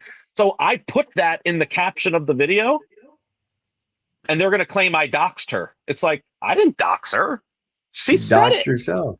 She docks herself, and the government forced her to do so. So how come I'm being penalized simply for quoting? I didn't dox her. I quoted her. I mean, yeah, whatever. Well, you But gotta have a goat, dude, and you're the goat. I know. Yeah, dude. I went to the city council meeting tonight, and because I was removed, I was unlawfully ordered to be removed from the last council meeting. So I went back tonight, and there was like 150 angry Jews there ready to freaking kill me, dude. It was great. But dude, I just think that I was just thinking about Proverbs 48, how like cowards, they run when nobody's chasing them, but Right. but men of truth just stand on business, so and I'm paraphrasing Proverbs 28:1, obviously, but that's essentially the message. I was willing to stand in a room full of hostiles, right? A hostile environment full of Jews with my head held high and stand on business. And after the meeting, I stood outside the building and I fielded every question, every comment, every conversation that these Jews wanted to have with me. I entertained every single one of them. I was there for about an hour. Because I got nothing to hide. You know it. When the truth is on your side, dude, it's like Right. nothing can hurt you. But these people, the truth's not on their side, so they just resort to logical fallacies and gaslighting and Jewish narcissism. It's like, dude, they literally think we're jealous of them. It's crazy. Well, I think that's a coping mechanism. Of So course that it they is. can to cope with the fact that they're so disliked, and the reason for anti-Semitism is the main cause of it is Jewish behavior. Jewish behavior, not jealousy. No, it's just their behavior. I mean, you cannot tell me that all this fleeing and running and being exiled and shit throughout history is somebody else's fault. Okay, there's no one else in history anywhere that's ever been run out of every fucking place. Okay, you have to leave. Okay, if you do stay, you have to be inside this fucking caged in area by a certain time at night, or else we'll have to lock you up. Why was this a common practice anywhere they went? It's not everybody else, it's you. Yeah. Well, they have victim mentality. They don't take accountability. No, they don't. It's everybody else's fault. Everything is everybody else's fault. And this is why I love the statement that Jews are the only people that I've ever been able to see that can be punching the shit out of somebody while screaming in pain at the same time. Yeah. Victims and supremacists simultaneously, which is an interesting combination. I came up with a quote. It's a play on from the famous quote about love, right? Being Jewish means never having to say you're sorry. Right. Well, it's like this. These Palestinians are using up all our bullets. Fuck. Listen, where was that? I got that on here. This is a thing I put out earlier on Facebook, and this is true as shit. And I put it out under my fucking name because I don't hide behind shit. I don't hide behind shit. Dude. I don't hide either, dude. Can I make a point right quick? Stop. If you just give the Jews their homeland back, they'll be happy, and all this will go away. What homeland? Well, you know what homeland they're talking about. You know what they want? They want the Greater Israel. I mean, that'd be the end of it. No, that's not their homeland. He knows. Think it is. He's being. Well, I don't care. Well, I think that I own fucking Canada, so therefore I should have it. I heard a story that my great-great-great-great-grandfather was out there in the shed, and he was just talking to God, and God promised him Alaska. So you got to give me that. Saab was promised this 3,000 years That's ago. right. Yeah. 3,000 years ago, I was promised this. Yo, when I was ordered to be removed from the building, I should have made a joke that I was like, "Oh, you're gonna kick me out of the meeting, just like the Jews were kicked out of 110 countries." Is it 110 now? I think it's like 113 at this point. God. They cut me off early. I didn't get to finish my speech. And so I quickly ended my speech tonight with Jesus Christ is King in a room full of Jews. Right. Oh, okay. Yeah, good. I was just looking. I got some cool shit I'm going to show. This is kind of on that ancient architecture shit. But yeah, they threw you out, huh? So did trespassing and all that? They threw me out last month. You know, I gave that speech where I referred to Jews as deer. Mm-hmm. I don't know if you're all familiar. I gave a speech. Yeah, I saw it. I showed it on here. Oh, okay, yeah, complaining about the deer population. The metaphor was just too good to not do.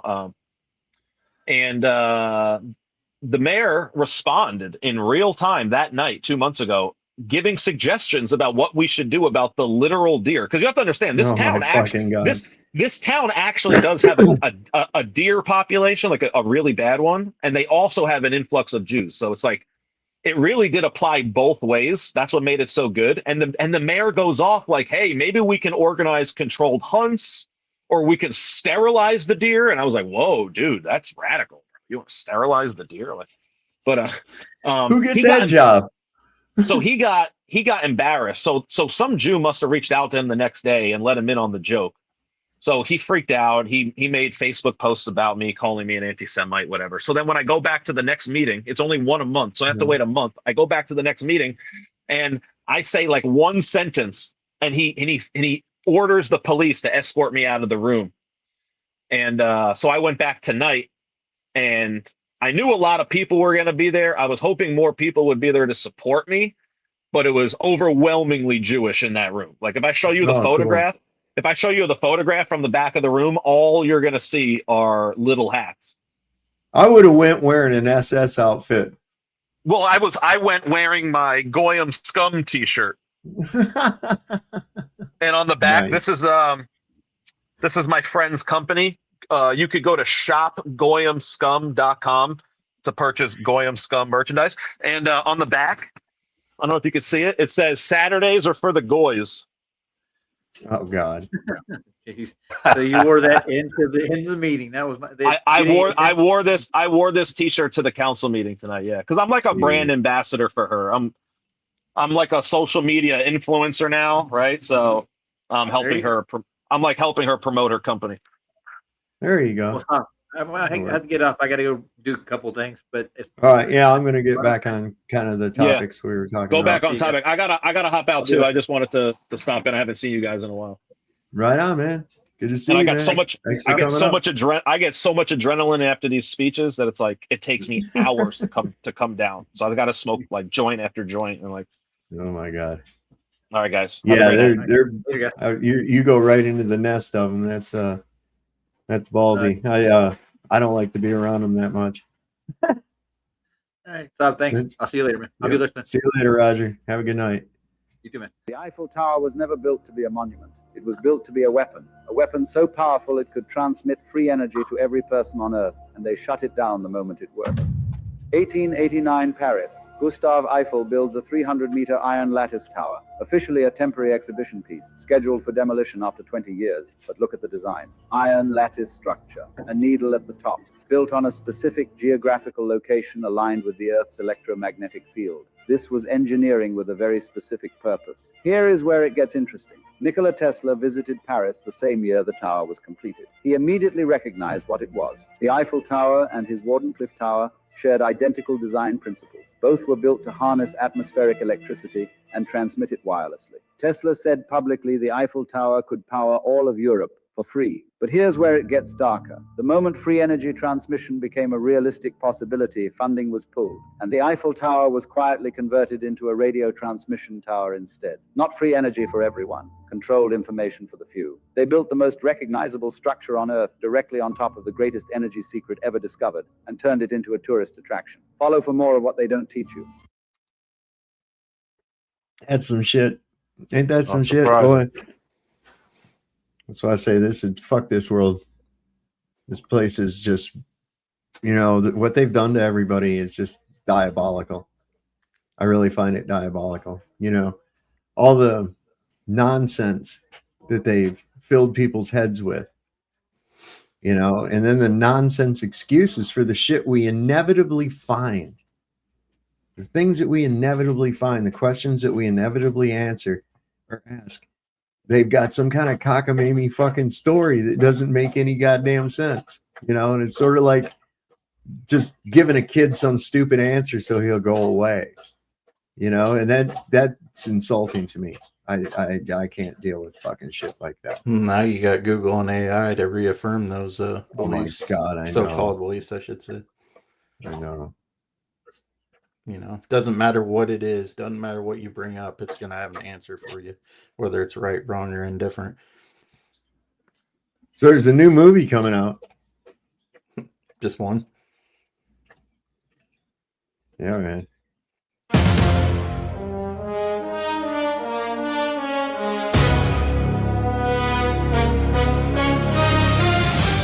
Stand back and stand by for the most exciting airplane film you've ever seen since the last one you saw.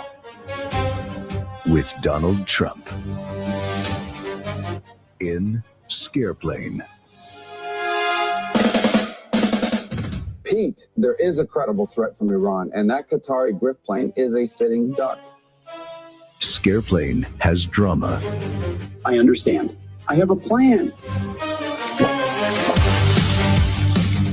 Hey, Ahmad, where is the catering truck? They are loading the plane over there. Scareplane has action.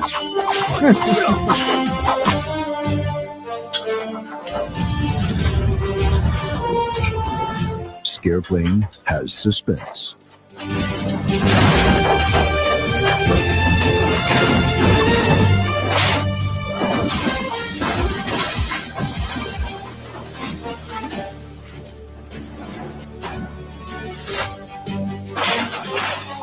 Scareplane has chicken shits.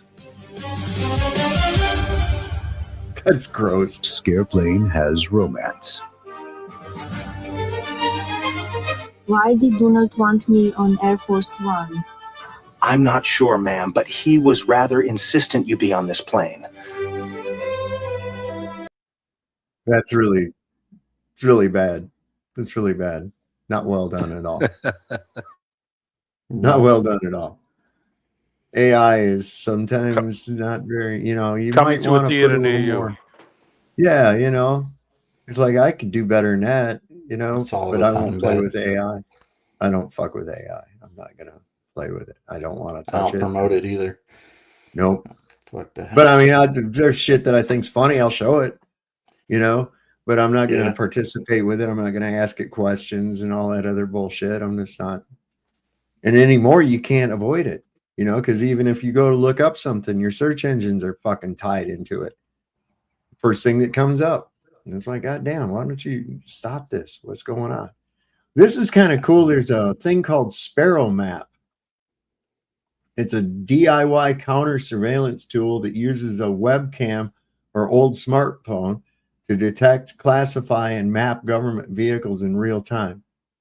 They track the public. Now it's the public tracking them back. So I wondered how long it would be before something come out. I don't know much about this, but this is a little short thing. Watching the watchers.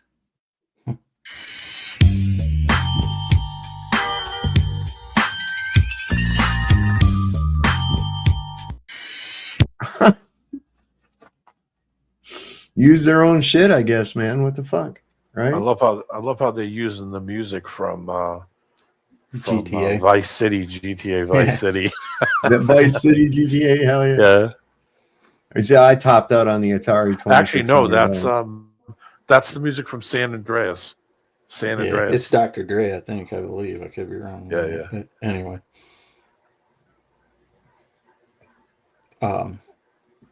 So what? Somebody hacked into that, or what is that? I guess I don't know. I was gonna look for it. It's what's it called? It's called Sparrow Map. Sparrow Map. Let me see if I can find it. So okay, I don't know if anybody else has brought this up, but since I'd seen it being back into being talked about again, of course, but the whole Charlie Kirk thing, right? And since the flat cameras are so hot right now, for such a hot topic for everyone, how come nobody's asked if I already know the answer, but how come nobody's brought up the fact that why don't we look at the flock cameras to see if old Tyler Robinson's license plate has been viewed by any of these flock cameras? And I looked up on the D flock, and yeah, there's like 4 or 5 cameras right around that campus. So it's like, why isn't nobody bringing that up? Because you'd have to like disclose that they ain't just reading license plate; they got other information on those flock cameras. Is that why you're not They bringing them do, up? yeah. That's exactly why. Let's see if I can find this, if it's an app.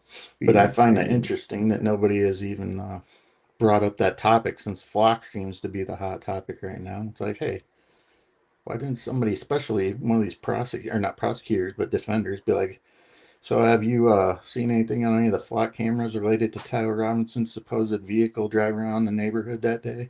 Or is it related to a TPUSA car? Somebody that works for TPUSA, like, what's that guy's name? Ben something. I've lost track of all these fucking people involved with that shit. It was like, I'm satisfied. I know what happened. Fuck it. It was I know all the shit to of cover it. up, Okay.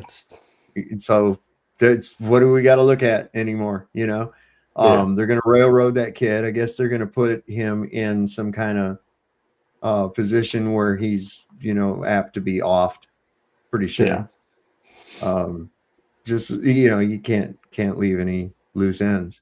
But I don't really care about the Charlie Kirk thing per se. I'm more focused on, like, if you want to talk about all these flock cameras and all the safety, why You're aren't right. you bringing up the fact that you could have used flock cameras to disclose some information if that was all true? Oh yeah, we got his vehicle license plate pinged or whatever. Nobody's even brought it up. Yeah, I know it's all fake. I get it, guys, but So this is kind of interesting here too. The Operation Orange Chicken. Operation Orange Chicken made up some shit about vaccines because his demented brain confused his own IV treatments with the childhood vaccination schedule. I'm a physical therapist with a doctorate in my field and 15 years experience working in home health care, treating geriatric patients with dementia, heart failure, kidney disease, all the shit that he has. You should have 5 separate visits for vaccines rather than getting them all in the same day. And I saw this early on, and I've seen proof of it, where they have a vaccination that looks like the size of a bottle of soda poured into a little child's body. And bad things happen in too many cases, because this is an explosion. This is an epidemic. First of all, if his hands are moving like this, he is actively making something up out of thin air. Second of all, he's confusing the childhood vaccine with immunoglobulin from a bottle, which is most likely part of his own IV treatment. And he's getting the immunoglobulin most likely to try and treat his drop foot. We've seen him wear AFO or ankle foot orthotics on both legs in the past. This is most likely the result of having a history of stroke. Now, immunoglobulin is normally only used to treat foot drop if it is a immune-mediated disorder or a polyneuropathy situation, but it wouldn't be hard to sell Trump on it saying, hey, it'll keep you from wearing leg braces, sir, which would most likely be a lie anyway. To be honest, I have never understood why he is so gung-ho about changing the childhood vaccination schedule. This particular thing appears to be his only common ground with RFK Jr., besides them both being grifting pieces of shit. There have been rumors and speculations that his youngest son, Barron, is actually autistic. He's also publicly stated that he's a big believer in the racehorse theory that great genes determine everything. Could it be that he's just never actually able to grapple with the fact that his child is neurodivergent simply because he's such an old father? He also states in this interview that he accompanied his wife to the pediatrician for all of his children's vaccinations. Brother, let me disabuse you of that fantasy. He has never been to the doctor for any of his children. Are you fucking serious? But his frontotemporal dementia is displaying confabulation, a characteristic symptom of FTD, where because he cannot remember what a child vaccination even looks or appears like, he fills in the holes with lies that he 100% believes. His brain is turning to mush, and the big beautiful obituary could happen any day now. A fall with a catastrophic injury, aspirating a fillet of fish. Happy Thursday. At this point, he's on 112 days of borrowed time. Who did he borrow the time from? The sailors attempting to jump off of the aircraft carrier in the Middle East. Look at that. That's alpha male right there. That's what MAGA thinks is an alpha male right there. Because they're running out of fucking food. From when he should have fallen asleep permanently on camera in the Oval Office during a press conference, been impeached, or they should have finished the process of invoking the 25th Amendment. Thank you for your attention to this matter. How long do you think he's got? How long do you think he's got? Trump? Yeah. I already told you, I think he's going to last this whole presidency, but I don't know. I don't know, man. Unless, I mean, his unless health somebody is really takes him out bad. or something like that, whether, they stage some kind of event where they finally get rid of him. But outside of that, I don't think he's going to die of health reasons. I don't know. I think so. I think I don't know. I got this theory that he'll either go through the whole way and then try to pull this bullshit that he has to stay in office, and then something will happen. So Maybe. that way he can divert the outrage and then pass the torch on to the next asshole. That might be something that might be coming down the line. That's kind of my mentality about it. Like, okay, he then says, okay, we can't have the elections, and I'm going to have to stay in office, and then something happens, and then they bring in the J.D. Vance shit, I don't even think it really matters one way or another because we're heading towards not even really needing a president anymore as it is. Yeah, Shit. AI in 1984, Big Brother. This is where we're headed, the direction we're headed. So that's why I don't believe that. I think he'll finish his term out and whatever happens. But by 2030, I think eventually we'll just be under an AI governance system. So it ain't going to matter who the quote unquote president is. Yeah. Well, it shouldn't matter anyway. See, that's where the president should have so little power that it doesn't matter who the fuck sits there. Right. Okay, that's the way it was designed, really. President is not the king. Okay, he has the power to either sign or veto bills, and he's commander in chief, and he can deploy the armed forces in the wake of a threat. But then it still has to go to Congress. Okay, it still has to go to Congress. This is what we've turned this system into, and then where people are focused at is ludicrous. It's really stupid. You're looking at this guy, and that's really the powers he has. He's really not supposed to do executive orders and that's declarations of a tyrant. Those are declarations of a king. You don't have that power. The Supreme Court is proven to be useless, 100% useless. They've gone to the side of everything that is wrong, 100%. The fact that any gun law is even considered to be constitutional by any of those fucks shows that they're inadequate. And they do not understand the Constitution or the Bill of Rights. They're political puppets placed in there by a party to further an agenda. That's all they are. Yeah. Bunch of baby-eating, Satan-worshipping fucking freaks, man. Mm-hmm. That's basically it. Listen, here's Robin Williams. This was before he died. Listen to this. Since you brought up a sports reference earlier, I mean, how much difference is a president than a head coach of a team? Right? They're just the head cheerleader. Like, go team, go. It's the guys out there that you don't really, that are doing all the making the moves and everything. But outside of that, what is the head coach? He stands over on the sidelines. People tell him, give him information, and he just stands there cheering on his players. I mean, anyway. Well, and what's this fucking inane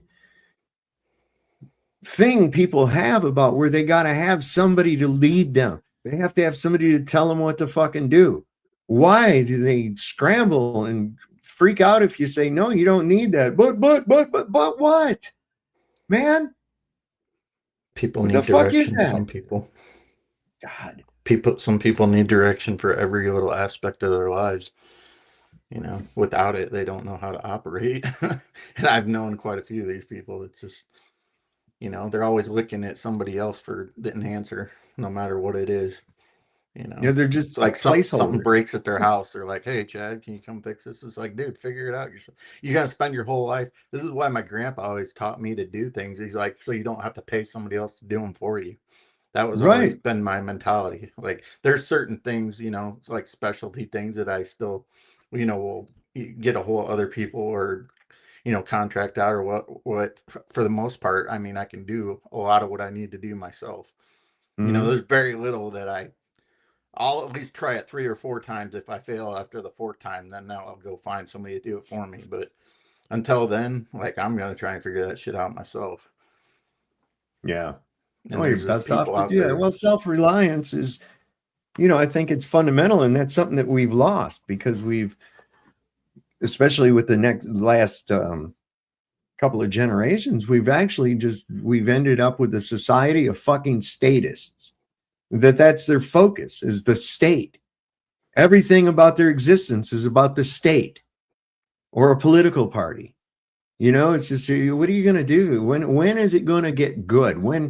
What the fuck are you striving for? Mm-hmm. You're certainly not making anything better, but you keep doing it and things get worse. I'm sorry, I'm just a person that has pattern recognition skills. That seems like maybe you should change up what the fuck you're doing. Stop voting. Don't vote red. Don't vote blue. Just because you don't like one color, don't mean the other color is any fucking better. Yeah. Two sides of the same coin, for Christ's sake. Why don't you just stop with that? Mm-hmm. And this progressing that we're supposed to be doing. Where is it? I don't see progression. You don't got money to fix the goddamn potholes. And then you do the cheapest goddamn repair work that you can think of on these roads. But boy, you got the money to put those fucking cameras every fucking place, don't you? Yeah, that and another thing I noticed, like it's like you go past all these rest stops. It's like they want to build these big palace, elaborate rest stops. It's like, well, don't you think you should fix the road to get to the rest stops first? It's like, why? Exactly. Why are they bothering putting a park and all this shit in a rest stop? You're only gonna be there to piss and shit and maybe let your dog out and you're Right. off, But no, they got to have these great big. Hell, it might as well throw Starbucks Oh, in and them now. now they got them with a convenience store and shit in Right. them.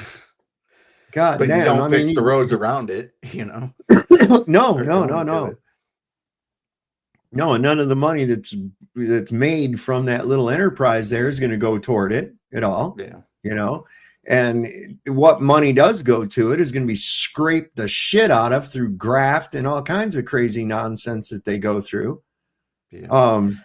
Pretty sure those are just another data harvesting information hub too. Right. But I wish I got to find that meme I have. It's got these zombies that are walking along and it said Night of the Living Statists, and they're all going, roads.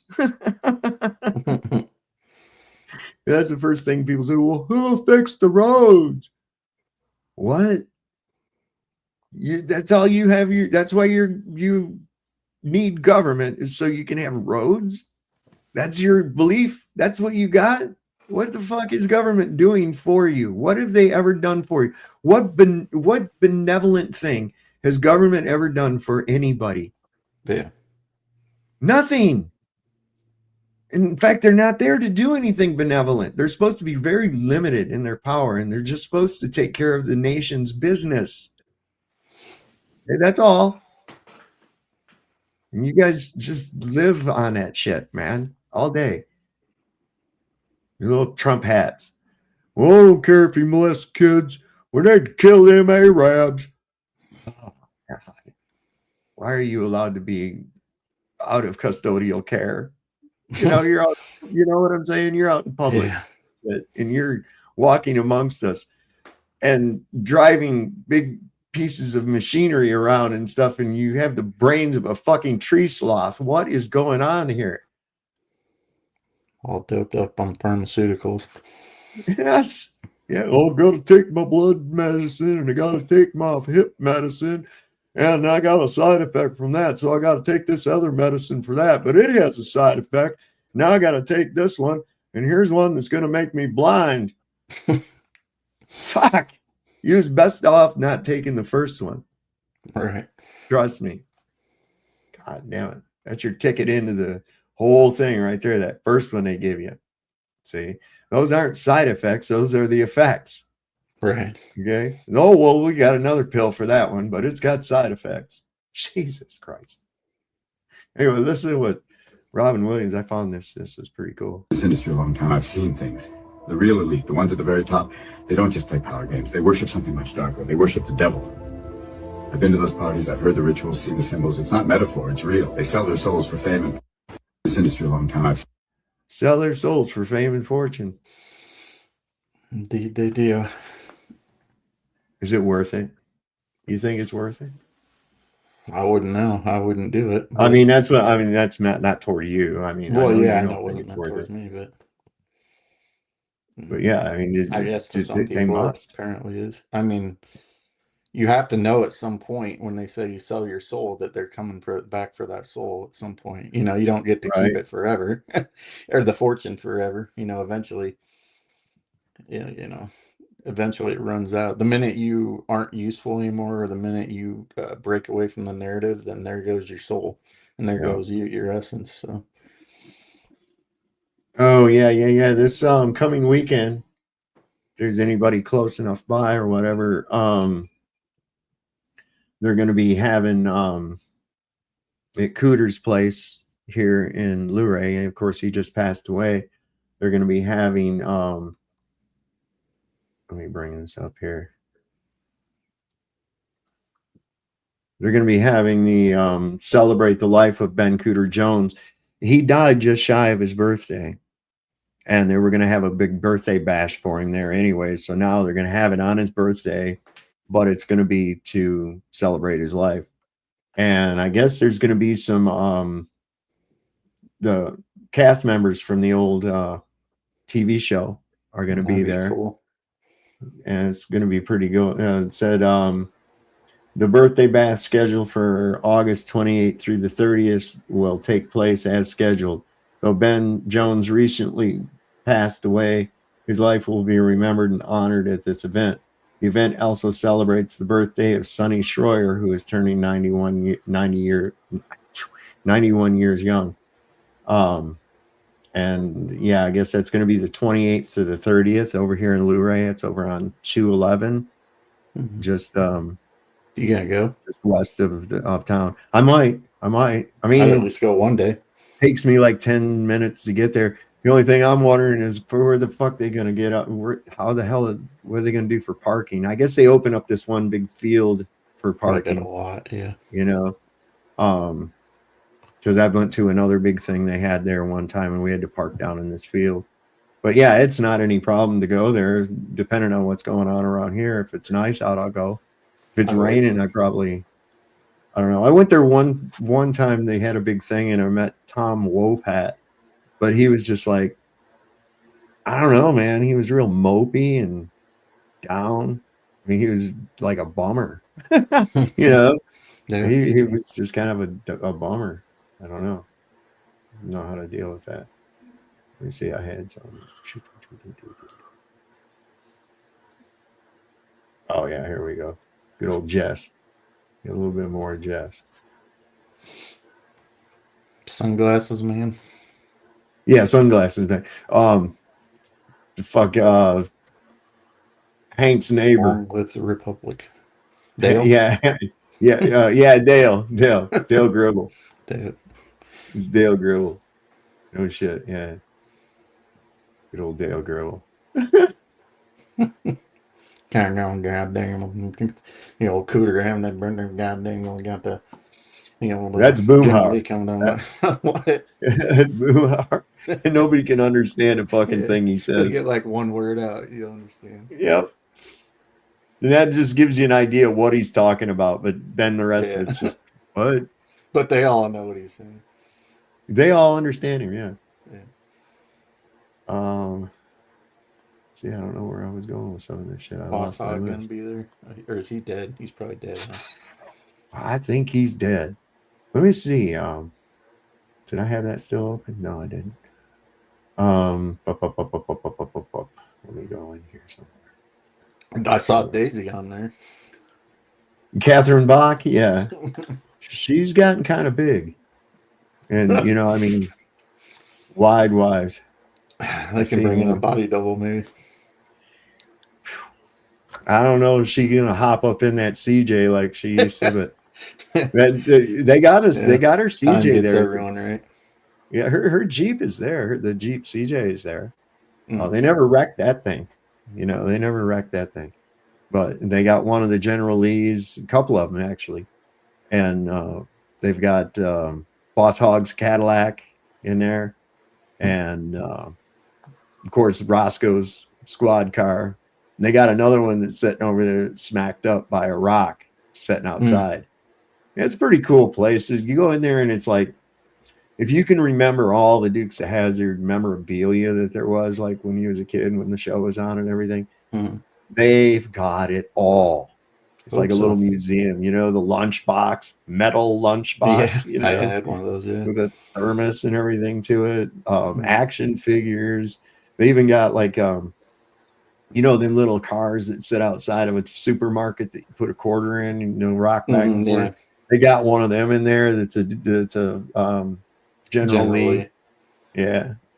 My friend Terry, he's the Ironton auditor. He was up here one time when we went there, and he's a small statured guy, right? And I got a picture of him getting in that fucking little tiny General Lee and shit.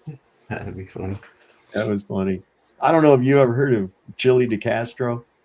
The name's been brought up plenty. I never watched him, but I've heard enough of them now.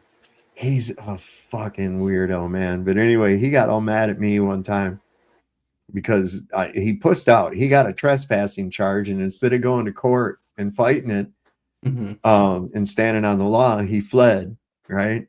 And I said, why'd you puss out and leave, man? What the fuck? I said, you could have beat that so easy. And he got mad because I said that, and he started texting me all kinds of fucking hateful shit and sending me gay porn and stuff and text messages. So anyway, him and Terry got it on opposite sides of each other, and he got to where he hated Ironton Auditor. Well, Terry was here, and my neighbor's a cop, right? Yeah. So I made a bet with him. I says, you want to make that motherfucker go live? I says, watch, I bet you he'll go live and he'll be dancing around within 20 minutes of posting a video. I said, now watch, here's what all we got to do. So we went over there and I made a video of my neighbor patting Terry down at the back of his squad car with the lights on and putting him in cuffs and shit, and then acting like he put him in the car. Just right outside my house, right? Gotcha. And so then I made this video and I was like, oh my God, Terry's been arrested. He got, here down in Page County, Virginia, he's been arrested by the local police, blah, blah, blah. I made up this whole fucking story. And people were worried, his viewers and everything, they were really worried about it. And I hated to do that to him, but I had to show what would go on with this guy. Yeah. And so then I went on and I made a live, and I went live and I was talking and I was telling everybody, I was like, I don't know what his bail's going to be or whatever else like that. And everybody's like, oh shit, So then I saw that Delete Laws went live. I went, oh, here we go. And his whole title was, this thing about Terry getting arrested, and he's there live, dancing around, laughing, going, ha, ha, ha, ha, ha, with streaming my live of it, right? Streaming my live of it. And so then I just looked off camera and I said, hey, Terry, come here. You owe me $1. It's been less than 20 minutes. Terry come over there and got on camera, and I said, dude, we just fucking punked you so hard over a $1 bet. And I still have that dollar up here. That's awesome. That was kind the of like best fucking troll ever, man. It's kind of like trading places at the end when bit, he's like, oh, that's right. Here, $1. How could you do this to us? Oh, it was funny. I told him, I said, I bet Terry that he would come on within 20 minutes, fucking dancing around all happy and cheering because you got supposedly arrested, and told everybody it was a setup, because we had people getting ready to set up fucking GoFundMe pages and shit. And I'm like, no, wait a second. We're going to organize something. Just don't do anything yet. I'm going to be going down there and talk to him. So I'll find out what it is and all that, So I really had to keep him on the fucking don't do anything, but I couldn't tell anybody that it was a hoax, not even his wife, nobody. Everybody believed it was real, and Had to he sell did it. exactly what I said he would do and shit. And then here he was streaming us live on his live, and we were just laughing at him. I brought Terry and I said, "Look, that never really fucking happened. We punked you, bro, hard." That's what you get. Anyway, that's basically It's what you Terry. get. You do something like that. That was one of the best Think trolls about the ever, man. consequences. Yeah, they don't ever do that either. They don't. They're just wow. Oh, they're gonna spend yeah, they did you hear about the shock gloves that they're gonna give to ICE? No. They're like gloves that'll shock you when they grab you and shit. No. Like tasers on their hands or something. Some kind of, I don't know, man. That's what they're talking about So doing. what are they gonna do when they accidentally grab each other when they're trying to hold somebody down? Well, you know this is going to be disastrous. These people are I know, subpar man. intelligence to begin You with. forget to you take know? off your gloves when he goes to take a leak or something. Yeah, no shit. Oh fuck! I burnt my dick. I forgot to take off my glove. Hot sausage. You know they're gonna fucking abuse it. You know, Yeah. they're gonna abuse it. They're gonna be grabbing chicks' asses and laughing and Yeah. shit. You know, I mean, They'll probably be grabbing themselves just to deliberately do it. God, man, my butt itches. Reach out and scratch his face. Ah. Reach out and scratch someone. Damn, my balls itch. Reach out and just say hi. Yeah, so this guy here says that they can spend $20 million on electric shock gloves for ICE, but can't feed our soldiers. Yeah, It's not about the money. It's not about the money. It's the fucking logistics chain. Okay, that's what it is. They don't have any port of call. So they can't even do like a drop of MREs or nothing. Like, what's the deal there? Yeah, why can't they just drop it, do a drop in the ocean, and go and hook it up? Nobody's shit letting that them hooks use planes. their bases for nobody's allowing them to use their bases for military operations, and everyone that we had in the Middle East is It's all destroyed. knocked out. Yeah. Yeah. Oh, how about England and Germany and all those Germany, places? England's got to keep that on the DL, man, because they were already getting criticized for allowing him to fly B-52s out of there. Yeah. I don't know, man. I mean, I know the Navy might be different, but anytime, like, they always made it a priority to feed us, whether it be MREs or something else. Like, no matter the But you situation. gotta have the supply chain, Cubby. That's the whole thing. You got to figure out that you can't just bebop over there from one place to, I don't know, maybe they could airdrop something. That's what into I'm the saying. ocean They or can't. They whatever. got planes. Why can't they just bring a shipment in? But I think that it's a no-fly zone right now too, because everything that goes up, Iran shoots at. So what? Oh, this is at the bases, not at the ships. Well, No, on the ships. out. Well, that's There what I'm ain't no saying. bases.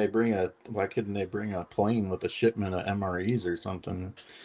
I High don't know. drop That it. seems kind of stupid, but High drop sea it, and rations, then whatever. high drop Yeah, it, you and then got- just hoist it out. You got to figure this is like a city. This ain't like a company of guys in the field or even a battalion.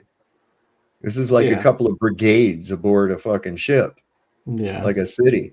And they don't have any, it's not just the food. They don't have toothpaste. They don't have deodorant. They don't have soap. That I understand, but I don't know. They always made it a priority to feed us, whether it be no matter how bad it was. They always made it Yeah. a priority to at least make sure we had K some kind of rations. MREs. At the Or very K least. rations at the very least, At the right? very least, right? But where can they logistically operate? You gotta understand Iran's not the only fucking enemy in this thing either. You've got what's the country down there with the Houthis? The blowfish. Yeah, no, the blowfish. They broke up. Yeah. Nothing's been the same ever since. What is that little country? Where? Qatar, Where the- Oman. Oman. Yeah, Oman. Qatar. is I mean, another we're one. friendly with them.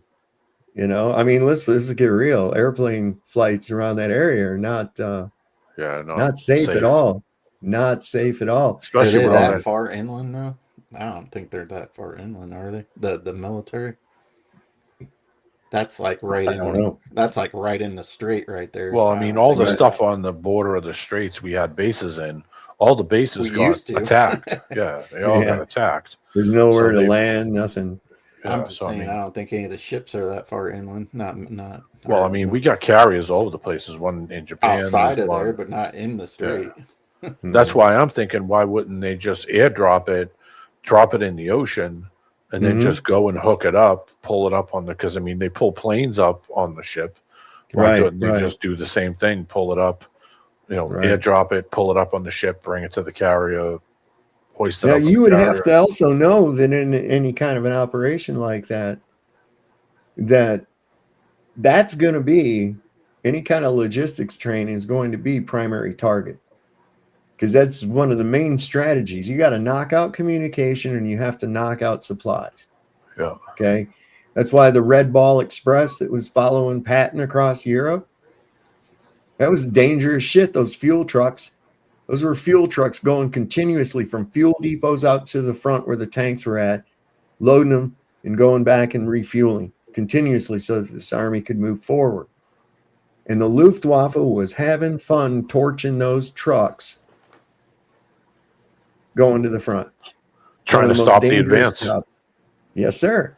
If they ain't got no gas, they can't go no forward. It's that simple. Well, it's the same thing here. And everybody knows that an army marches on its stomach. Yeah.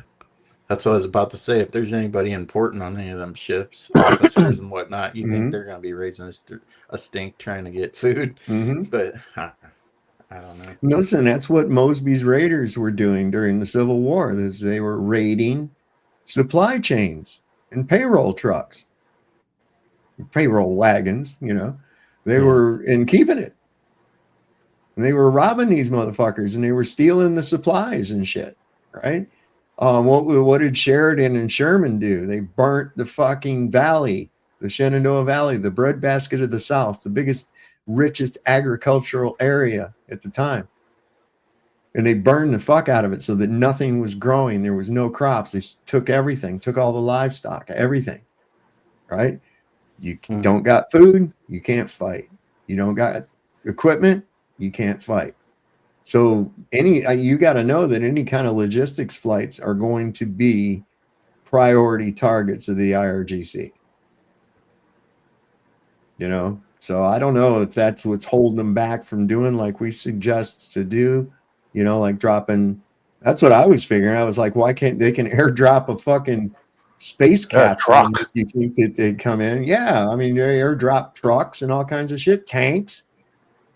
So that, they should be able to airdrop some supplies into that area where they could, send out a couple small craft to pick it up. Now, you have to also understand these carriers are not alone. They have a contingency of a cadre, if you will, of other vessels of support ships that go along with that carrier. That's why they call them a carrier group. What's up, Harmon? Not much. I came across some what I consider earth-shattering information. Changes the lookout at flat Earth. Oh, what's that? I think it's the greatest thing since flat Earth. Okay. What if I told you all the stars and everything you see in the sky are no higher than 12 miles up? I would say that's probably pretty accurate. I would say that I would have no problem with that.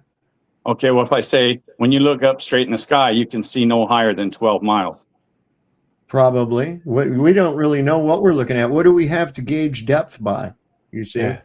That's the problem with it that I have with these people claiming planetary distances and shit. What's your reference? Well, you got binoculars, Harmon. What's the reach on those when you're looking at stars and stuff? Well, the stars are no farther than 8 miles away.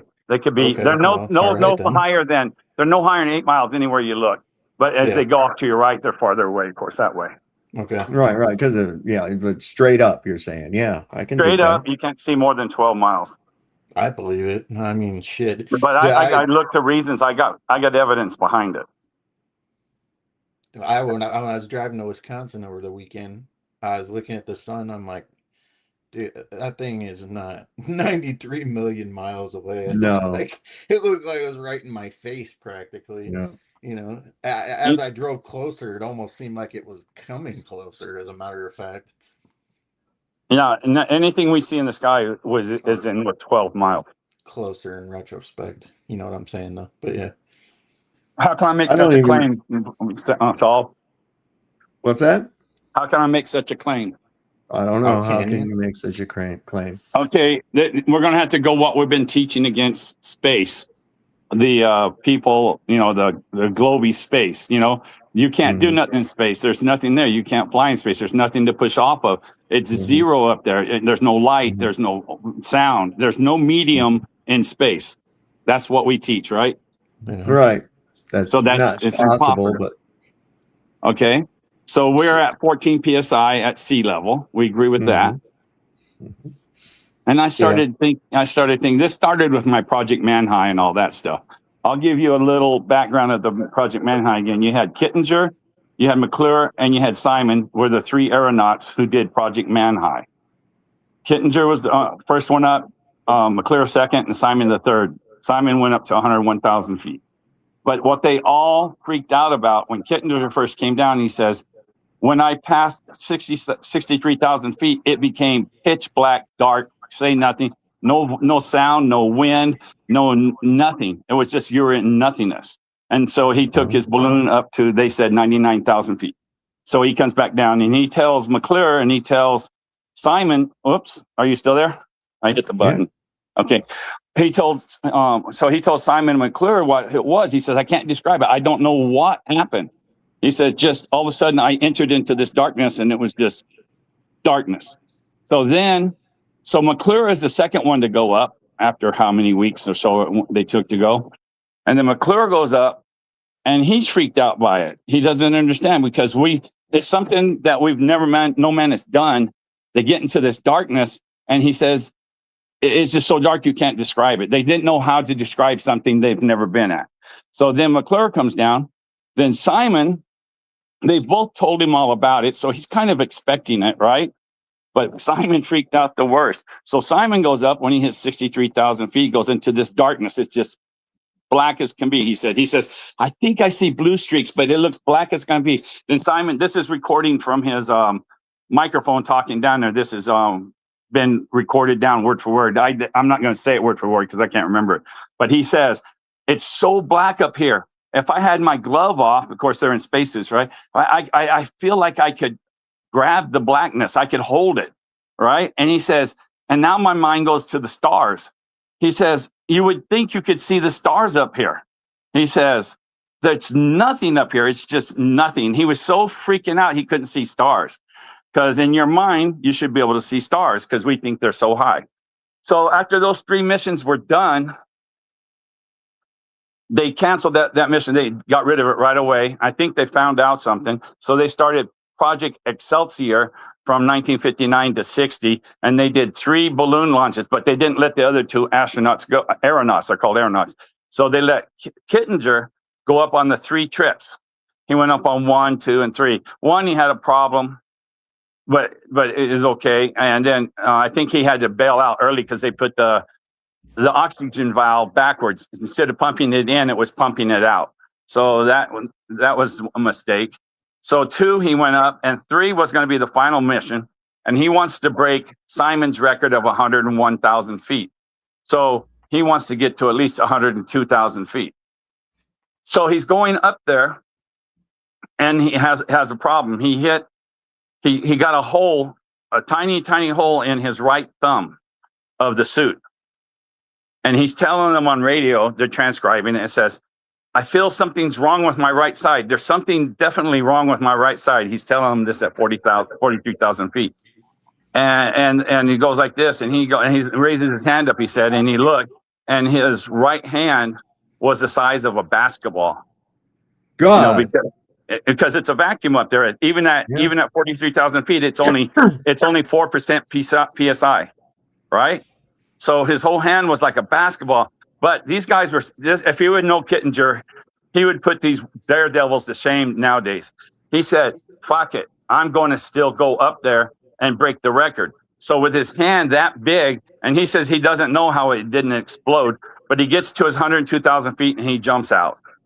And when he gets out, and then on the mission, on number 1 mission, when he was at like 85,000 feet, he had to abort the mission. He jumps out, and they mentioned in the articles and stuff, they're just talking normal, like things like it's no big deal. They said, we did not pick up, because when he's going down, your suit will make noise on the microphones they have, right? So they didn't hear nothing until 63,000 feet. Then all of a sudden they could hear the noise. So there was no sound above 63,000 feet. And then what else happened? So they were just freaked out about this blackness. And then they cut Excelsior off. It only lasted 1 year. They cut it off. Then they started all the jet rockets things. Whatever they found up there. And I got a question about how they know the altitude. Well, how do you know the altitude of an airplane? From the air pressure. Okay. What's the difference? Well, you just told me that up there was no air pressure. It's like a vacuum. So how would an altimeter work? Well, how does it work when you go from here to 10,000 feet? There's only 11%. At 10,000 feet, there's only like 7 or 8%. At 30,000 feet, it's only like whatever what they're ever at 30,000 feet. If you look at it, what's the PSI? You know that B-17s that were not pressurized traveled at 10,000 feet. I didn't and say if they went couldn't. above. Now listen, if they went above 10,000 feet, they weren't pressurized. They weren't or anything. They didn't wear flight suits, but they would have to use oxygen above. Right. Even and it wasn't right. So there's still any guy. Let me say this on your thing. Any of these private parachute places and stuff, you're not allowed to jump above 10,000 feet. If you go to 13, you have to have a special planes pressurized and oxygen. So I'm agreeing with you. Right. Okay. So let's get back to this. Okay. So go ahead. What I'm getting at is that if there's no air pressure to give an altitude, I'm just curious how they know. I'm not saying that they didn't. Okay. I would just like to know how but once you pass 0, then how do you know if you've gained or lost or anything else? No, 0 is 0. I mean, there's no such thing as 0. There's no such thing as 0. What do you say? There's no such thing as 0. There is no such thing as 0. Are you talking about there's like numbers in front of it and behind it? There is no such thing as a 0 as far as gas pressure is concerned. Wow. There can't be. Why? Can't be. 0 pressure. There's no such thing as 0 What pressure. is negative pressure? No, there's no such thing as negative pressure. There's no such thing as 0 pressure. Okay? An absolute vacuum means no pressure. And an absolute vacuum is impossible to achieve. This is why I came to your channel. Even in Sandusky, Ohio, at the Glen Allen they couldn't Research. get close to it. See, I know we that. we can't have a conversation if you keep doing that. Well, you did me too. Let me finish. I was polite enough to let you finish what you were talking about before I said anything. Go I ahead. didn't interrupt you mid-sentence or anything. I wasn't finished, but go ahead. Okay, well, go ahead. What I say is obviously not very important to you. It is. I understand that. Well, then why would you? Then why don't you want everybody? I want input. Go ahead, sir. All right. So, at the Glen Allen Research Facility in Sandusky, Ohio, is the biggest vacuum chamber in the world. It has like 8 or 10 foot thick walls, concrete, reinforced, and steel. They cannot achieve a 0 pressure inside of it. It will collapse in on itself. So 0 pressure is not achievable. This is the reality of it. In man's world. In this entire world where we live, in the physical world. And your man's understanding. In the physical world, And your knowledge that man has, they cannot get to zero. Okay. It's can't if listen, here's the reality. If it cannot be demonstrated and it cannot be replicated using the scientific method, you don't have that. So make me That's a tree. how physics is. You see, you can't just interject pretend things, you know, and zero pressure is a pretend thing. Now there's very, very, very, very, very low pressure, but there's still a medium. You can never, ever, there's never an instance ever where something is not subject to a fluid medium. Now, in this area that you described above, where he said he felt like he could, the blackness, he could flick, who knows what that is? Perhaps maybe some kind of a new element that we're not aware of because of what altitude it resides at. But it still appears to be a fluid, but it's a much less dense fluid than whatever they used to get up there. Otherwise, the balloon would have kept rising. So when somewhere in that area, the balloon achieved equilibrium, and it's not going to go any higher. So that's what I'm saying. Without the necessary pressure that they use, like here on Earth, when you use the altimeter of an airplane, I know that works off of air pressure. It's not shooting some kind of a electronic tape measure down to the ground or bouncing back a laser beam. That's why I ask, how do they know that they went 101,000 feet? How do they know they went 120,000 feet? I mean, at some point, the altimeter is going to have to stop working. Yes, it does at 127,000 feet. If they timed it, that would work, but only if it was moving at a constant rate. Exactly. And naturally slow down, which is going to cause problems with the timing.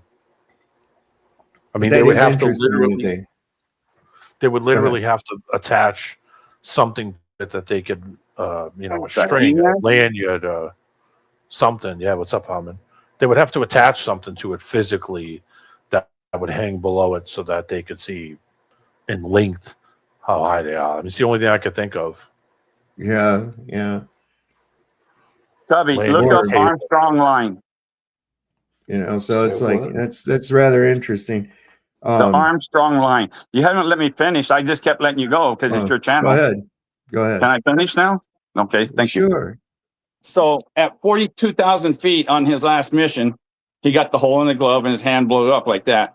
Then at 63,000 feet, and at 43,000 feet, it's like 2.1 psi. Then it gets to 63,000 feet and it goes to zero. And that's when they entered this blackness. And if you, it's and the 62,000 feet at 63,000 feet, it's called the Armstrong line, the Armstrong line. And they found it in 1948. Have you ever heard of the Armstrong line? No. That's why this is new to you guys. So at 63,000 feet, it goes zero. There's no light, no atmosphere, just no atmosphere up there to carry sound. I don't care how little you want to make it. There's not enough atmosphere to carry sound, to hold anything. Only the balloons with their, like you said, they had to find their equilibrium, and it's around 126,000 feet. That part is. But when they enter into this darkness, it's just dark, nothing, no space, no sound, no wind, anything. So at zero, at 63,000 feet, that's as high as it goes. We cannot see anything higher than 63,000 feet, which is 12 miles, 800 feet, because there's no atmosphere to project it on. You can see this. Pardon me. Go ahead. I just had one question. How did they know what to adjust? All right, let's say you get up to this height level. How would they know what to adjust their pressure suits to? Like, what is their reference to go off of? Well, they did several practice runs. They threw dummies off. They didn't just go up there. Huh? How would you actually do a practice run without actually knowing, what you're trying to achieve? With gauges. You know? No, I don't. I mean, they got spacesuits on. They got You wouldn't heavy duty spacesuits on. Right, I get that, but how would you know what to adjust the pressure to if you've never done this before? It's just trial and error. One time he had to bail out because it's messed up. It didn't go smoothly. Seems like a mission to me. Did you look up the? I looked it up. Yeah. Okay. So anyway, at 12, we see nothing above 12 miles. We cannot see anything higher than 12 miles. There's nothing there to see. Over 8 to 9 miles. So like you're saying, I can't see another 4 miles? Because we live in a gradient. The gradient goes to 0. No, it doesn't. What's the gradient no, at 10,000 feet?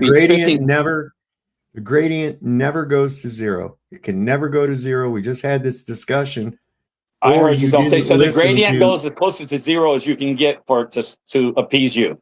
You don't know that. Oh, if you mathematically construe it. Anyway, I try to help. D-Man knows it too. I thank you. Thank you, guys. If you don't want to listen. I'm just correcting you. I'm listening. And why would you want to mix in things that you've learned with false information? You're mixing it in with false information from my side of you. Why is mine false? You have no proof that it goes to 0 or any such thing. We're gonna have questions. That's God what we do damn. here. Oh, I got this new thing that if you don't buy into it 100%, fuck you. Okay, well, there's questions about it too. If it can't stand to scrutiny, you better shit can it. Now, I also agree that many reports say you can't see stars above a certain altitude. And I just think that this lends credence to the idea that these are actually projected. And I don't think that they're actually up there. They're projected. I think that the whole thing is projected. Well, just like a fucking planetarium. Possibly. I'm not dismissing what he's saying either. I'm just trying to get No, to I'm an not answer either. by asking questions and, researching. This is what we do here, or at least try to. Right, and that's what I was trying to figure out. I have questions on that. The balloons that go up and show the level Earth, they claim that it's 127,000 feet. And I'm like, well, what kind of instrumentation are you using to determine that? Yeah. You're using an instrument that's used to using the displacement pressure of the mixture of air that we live in. But you're way up above that mixture. You're in a whole new fucking ball game now. So that's just, I have these questions and I wonder about them, and people will take that as a challenge. I'm not challenging it. I'm just asking, Right.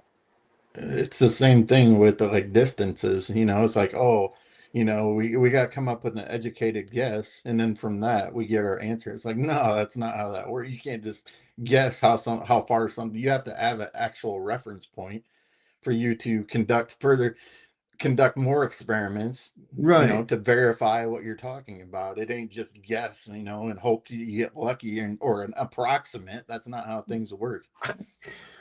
That's Glover territory. Yes.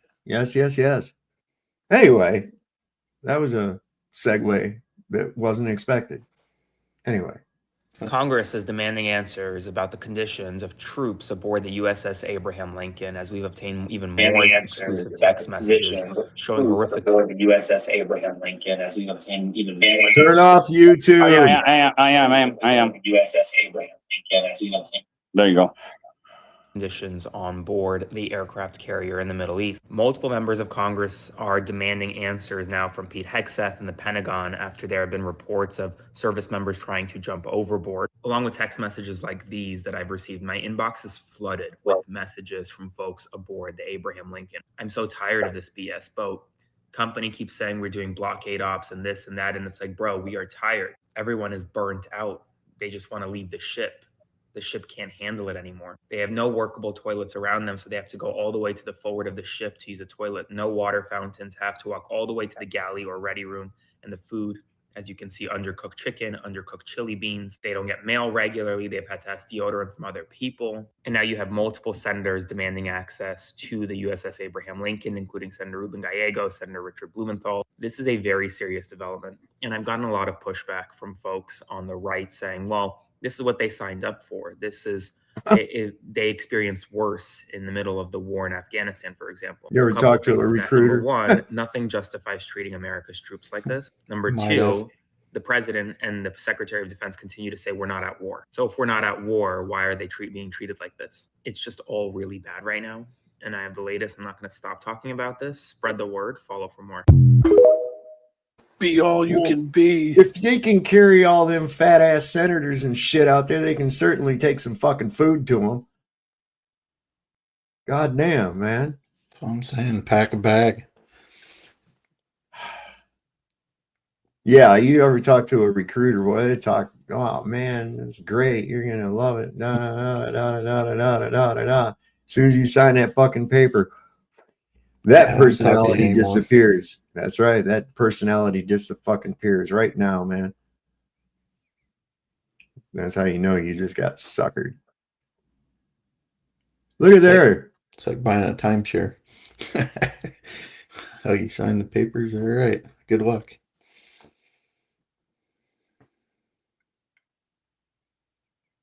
What am I looking at? Hang on, I'm going to bring it up here.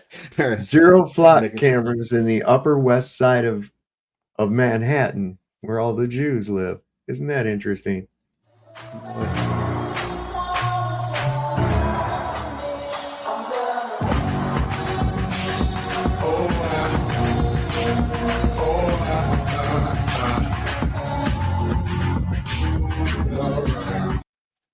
No, can't watch. Can't. They don't need to be watched.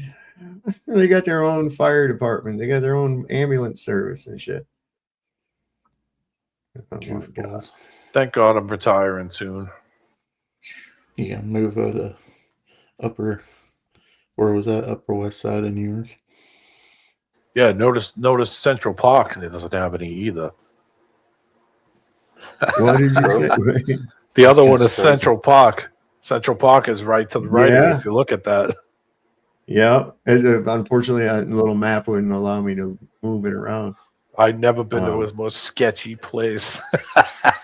Well, I'd hope there's no vehicles driving there, is there? But I've been to Central Park. It's actually kind of nice. There's no vehicles driving in there, is there? No. But it's a sketchy. There's a lot of sketchy shit going on there. I was warned when I went to it. I was going to walk to it at night. I was warned. I wouldn't do that if I was you. All right, Mr. Dave, I'm ready to try a different way. All right. So I'll go back to Cubby Bear. He left off with, he's at 8 miles high, right? So for commercial flight, yeah. Yeah, I understand. And so how do you at sea level? What's that? Miles. That's that bird song. 8 miles high. They sing a song when that? you touch down. Yeah, you never heard that? No. Sounds like a good song. Anyway, at ground level, how do they measure that we're 14 psi, Dave? With a barometer. I'm asking. I don't know. I was just asking how they get it. So at 10 miles high, how would they? So how would they measure the psi at 10,000 feet? With a altimeter, which works on barometric pressure. So you measure different from on the ground at sea level than you do at 10,000 feet? Well, you know, you can you walk around with a barometer? I don't know. I don't know these things. Yes, you can. Yeah. I don't. When I'm asking you, I'm asking you. Are we going to have to do a whole lesson on altimeters and shit like that? No, I thought this was common knowledge. Well, that's because I thought it was. I mean, I'm sorry. I thought it was common knowledge that everybody knew that. That's. I mean, you know, be wondering even as a little kid, you're flying along. That'd be a question you ask. Well, how do they know how high we are? You know, because logic tells you they're not going to drop a tape measure over the fucking side of the airplane to check and shit like that. So there must be some kind of way that they're telling. And you're told that they base it on the air pressure that's up there. Okay, so So Aren't you in the Air at Force? 14 psi, they do it, right? Yeah, I didn't fly it, that's for sure. Well, So I would have figured you'd come 14. across it. No, we don't come across it. That's I like say everything's compartmentalized. Trust me. All right. Anyway, so at ground level, it's a barometer. You said that measures the 14 psi, right? An then 10,000. altimeter will register on the ground as well. Okay, so a barometer must be big. They don't take it up to 10,000 feet. You have Measure. you have to set your altimeter before you take off. Okay, so if you're driving your car and you're driving up to 10,000 feet, how would you know you're at 10,000 feet? I knew when I was at like 8,000 feet because my auxiliary fan came on because of the fucking radiator. Even though it wasn't hot, it was boiling. Well, I'm just saying, in your car, and you go to 10,000 feet. How would you measure you're at 10,000 feet? I don't know, unless you have an altimeter app on your phone, which would work off of barometric pressure, of course. So I'm just trying to figure out how they do it. Okay, so they measure it at 10,000 feet. They measure it 20,000 feet, right? And then when Cubby Bear asked me, well, they're at 8 miles high. They measure it at 1.1 psi. The air would start to thin out, wouldn't it? Would be 40,000 feet. What'd you say, Cubby? I said the air would start to thin out the higher you go, right? Yes. Well, that's the gradient. Measurement.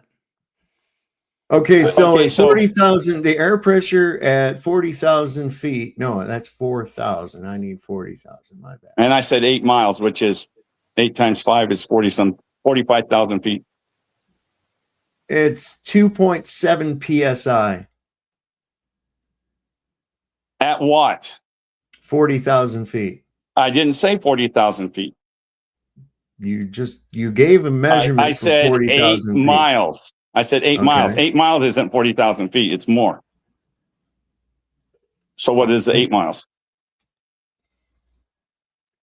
Guys, I didn't realize what time it was. I got to run. I got to work in the morning. I'll be lurking.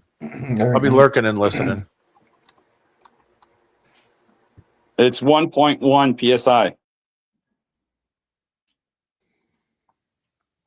At 8 miles, approximately 12,700 feet, 728 feet. Okay, so that's less. 8 miles is actually less than 40,000 feet. Somehow you didn't put it in right. No, it's coming right here. Yeah, I'm reading it. It goes, Okay. I'm looking it says, at it. Hold on. Okay. It's 12,875 meters is what you're looking at. No, 8 miles is 12,728 feet.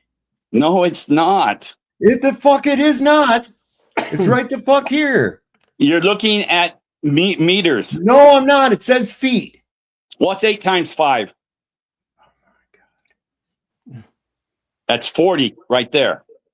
And a mile is 5,280. What the fuck does that say right there? What does that say right there? I can't see it. Hang on. It's too small. Cubby, tell him it's more than 40,000 feet. No, you're gonna call me chubby, so I'm not. I didn't mean to say. I was trying to say Chubby Bear, and it got in. Okay. Do you see this right here on the screen? What does that say? At 8 miles, approximately 12,728 feet. What else does it say? Above sea level, the air pressure is, and I had to blow it up because you couldn't see it. I still can't see it. Well, that's your fucking problem. Get some goddamn equipment you can fucking deal with. God damn. Well, I'm on my phone. It's small on a phone. Well, I mean, if you can't see it, he's telling you what it says, then you're gonna have to go. It says right there at 8 miles, approximately 12,728 feet above sea level. Right? They're messing up on feet. It's meters. They're messing up. Vlad, it's 5,000 feet in a mile. 8 times 5 is 40,000. Basically, it's over 40,000. Just a second. I'm going to go on here and show you something here. Let me see. Not to say you're not completely wrong, but I have a unit calculator. 40, yeah. That would be way more if it was meters. Right. No, it'd be less. No, it wouldn't. Meters would be more than feet. Yeah, No, it it's- is. Yes, it is. God damn, you'll argue about the dumbest shit, Yeah, Harmon. that's right. A meter, 1 meter is 3 foot 6 inches, or 3.3. So it's far. You guys, it's simple. 8 times 5. Yeah, 40. We get that, but I'm trying to figure out what we're arguing about here. He's saying that 8 miles is Whatever. Would you get the fuck on with your stupid fucking story? Who cares? Jesus Christ, man. It matters. Okay, well, whatever you say, we'll just go along with it. Go. Tired of fucking with you, man. So Cubby Bear, at What's 8 miles, it's 1.1 psi. It's super thin air, right? So you were saying you're that, and so you can't bank or nothing. It's barely. I have a feeling they're not going up that high because there's nothing there to keep the plane aloft. There's not enough. They don't atmosphere. fly any higher than 40,000 feet. I just read about it. It's okay because they can't, because the air's too thin. As the gradient goes up at 43 miles, it's 1 point something. The cabin, right? Pardon me? Is that no? They were in an open gondola. They just had to pressurize in their suits only. I'm talking about commercial flight. That's when they start to pressurize the cabin when they're up that high. No, they pressurize it at 13. Okay, you're right. Well, you're right, Harmon. I looked on my calculator. I don't know where they're getting this 12,000 feet, 8 miles. That's okay. But anyway, it is 42,240 feet is 8 miles. Right. So and it's 1.1 psi at that level. Google no, for they pressurize your cabin when you take off. Anyway, they say the pressure is. Well, yeah. I don't know why they can't give you PSI. I don't know why they can't give you PSI. I know it took me a while to get them where I can worded it right to give me PSI. So then at 43,000 feet is when he got his hole in his glove, and that's when it did, and that's at 1.1 PSI. Then when you get to 50,000 feet, it's 1 PSI. Then when you get to like 58,000 feet, it's less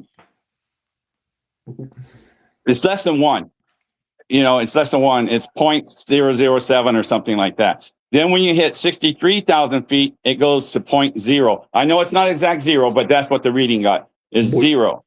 Okay, we have no atmosphere after 63,000 feet. Zero Don't atmosphere. Hold on, Cubby, don't ask him nothing. You'll get angry. Go ahead. No, Finish you the asked story. me. I like interjections. No. Apparently you don't. I apologize if I did it. That's why I said I came back on with the new. I apologize. So interject. Your binoculars would pretty much be like a rangefinder, correct? Like it'll tell you range on there, right? No, they don't tell it that. Oh, they don't? No. All right. I thought that maybe they would have some kind of a range. Well, I had to buy more. It costs like $1,200 to add that piece to my binoculars, and I don't care about that. Okay. I was just thinking, like, if you, all right, let's just say you're using a rangefinder and you're measuring whatever, and find whatever reference point you have, say it's whatever 1,000 feet or what have you.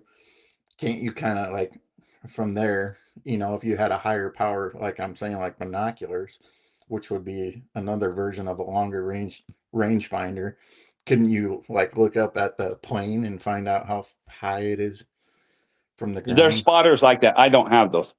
Right. I'm saying there's equipment out there that it's possible that can shoot a laser to the airplane and try to bounce it back and find out how high it is. I'm sure, but I'm sure they're not like you're going to get them on the shelf at Kmart or something. Right. All I'm saying is they have equipment that can do that. So I would figure that they know that you're saying commercial flight doesn't fly as high as what they say. I don't think there's like we always say in space, you have to have lift when you take off from the ground. You have to have the air to do the wings, to lift it off. You have to have that. Okay. At 8 miles, there's only one, and that's at 14 PSI where we're at, right? That's like the same. A helicopter cannot hover higher than 10,000 feet because the air gets too thin. The most powerful helicopters can fly higher, but they can't hover. High as a helicopter can hover is 10,000 feet. So the same thing goes with what is holding that plane up with 1.1 PSI at 8 miles. That's like saying in space. How do we really know that it's actually 8 miles? That's what he's asking. So I That's don't what I'm know saying. We don't. Okay. It's calculated using air pressure, I guess, and what are you really doing? I mean, that's the whole thing. Is like, are they really at 40,000 feet, and how do they actually know this?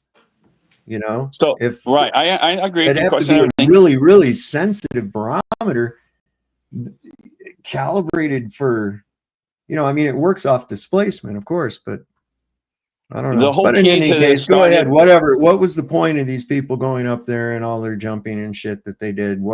And the guy's hand blew up. And then what? And so, what are the consequences of this? Now, I was trying to get you for the consequences is what it shows. There's nothing after 63,000 feet. That's why light doesn't, and everything went dark. Everything was light below them where the atmosphere was. So you have to have an atmosphere for these stars to show, the sun to show, the moon to show. You have to have an atmosphere for it to appear in. Do you agree with that? Well, yeah, you have to have, I think so. I think so. Nobody's seen any stars like really in space, or like when they, even the astronauts. But I don't believe there is space. I don't believe that there's nothing. There's something. There's never nothing. So at 63,000 feet, they go to zero. And the guys who went up there and they said their stories. If you ever go look up Project Manhigh and read each of their stories, and Project Excelsior and read the stories and what they said, it'll come together to you. So at 63,000 feet, there's nothing they can see up there. Okay, I'm not saying it's zero. They're just okay. So the only thing can appear. That's why I say we can see no higher than 12 miles. That blue sky up there at 63,000 feet becomes black. You can't see it. So all that we can see is the 63,000 feet blue sky, 12 miles, 800 feet. So for the stars and the moons and everything else that we see in the sky, they have to have pressure. You know that it's pressure that does that. So like at 2.5 pressure PSI, I think that's where the stars start to appear, because there's not enough pressure for them to appear until 2.5 PSI, which is about. Are they really there? No. Everything leads to that. They just appear. They appear there. That's where the light can appear. There may be an unknown material above that atmos, above that. Well, put it this way: when they found it, they shut it down and started at NASA. They shut that information down, and then why is NASA, if this is true, which I've never looked it up, is the #1 consumer of helium? Because they found out in 1958 and 60 there's something up there, that leaves our atmosphere and becomes dark, and the highest they've ever gone that I can find and recorded is 127,000 feet. Because, like you said, the balloon gets so big, and the helium does, and it pops, it bursts. They make balloons that will burst. Well, they make them that don't burst, and they will only go that high because they achieve equilibrium. Now, what is above them? There's something above them. Well, as far as we know, what do we know? I apologize. I was just going to get into that when you jumped in on me. So go ahead. Okay. You tell everybody. Go ahead. You go. I go. Lost. You've done it 50 fucking times now. Go. Would you, obviously what I'm saying is not important to you. I forgot how it is. I apologize. I do. Well, so what is our highest mountain peak, if we're going by what they said? 29,000 feet, 29,700 feet. So now I wonder what is the accuracy of that too. Right. Yeah, I was going to ask if that's accurate. Wouldn't that be a good reference point if that's actually? That's why I ask about these altitudes. I'm like, is there what's the tolerance on that? That can't be 100% accurate. Judging your altitude by air pressure, as I don't know about all that. I think there would have to be some more form of accurate way to measure it. That would have to be within a plus or minus. I've never really looked if there's a tolerance indicated on that gauge. Right. So here it says that which indicates that the pressure decreases roughly by half every 18,000 feet. Mm-hmm. I got to shut that this we off know somehow. of. Hang on, I apologize. It's ringing. All right. Yeah, so I would bet that there's some kind of a tolerance involved there. There's a tolerance on all measuring devices. Yeah. You know, plus or minus 0.003. What is it? That laser thing I've got says it's plus or minus an eighth of an inch in 60 feet. Mhm. You know, but I'm not ever been use it for that kind of a distance. Anyways, they usually use it to measure inside little cubbies and shit where I can't get a measure, tape measure or something. I can stick that fucking thing in there and turn it on, and I get a perfect measurement every time. So, but you know, there's always a tolerance on these. Always. I'm back. Can we apply like a distance on the ground and apply? I don't know. I don't even know why I'm trying to. Solve. Do you agree that we live in a gradient? Well, that's evident. Yeah. So, right. So as the gradient gets thinner and thinner, the PSI has to get thinner. It can never go to zero. Yes, of course. So, okay. So if we're at 14 and you go 10,000 feet and it's like 7 or something, the higher up you get, the pressure is going to be less. So when they get to 63,000 feet, their gauge is read to zero. So that's as close as you're going to get. I mean, I agree with you. It's not zero. With the instrumentation that we have. Yes, it went to zero. Just like you measured on the ground. You measured at 10,000 feet. You measured at 20,000. Mount Everest is at 29,800 feet. You measured You do there. understand that 14.7 psi at sea level is a mean average, right? It's not exactly it's not exactly. It's cool enough though. Yeah, but it's 14 just for argument's sake. Wait a second. You see, you won't let a motherfucker talk to get to the point that he's setting up. This is what makes talking to you. I'm sorry, Harmon, but this is what makes I talking to you. apologize. I know I have a bad habit. Yeah, but that's all you do is I'm sorry, and then you do it again. Let's go on. on. Listen to me. You do that, and then you say, "Oh, I'm sorry," and then you do it again, and then you say, "I'm sorry," which indicates that you're not really sorry. Or you would discontinue doing that.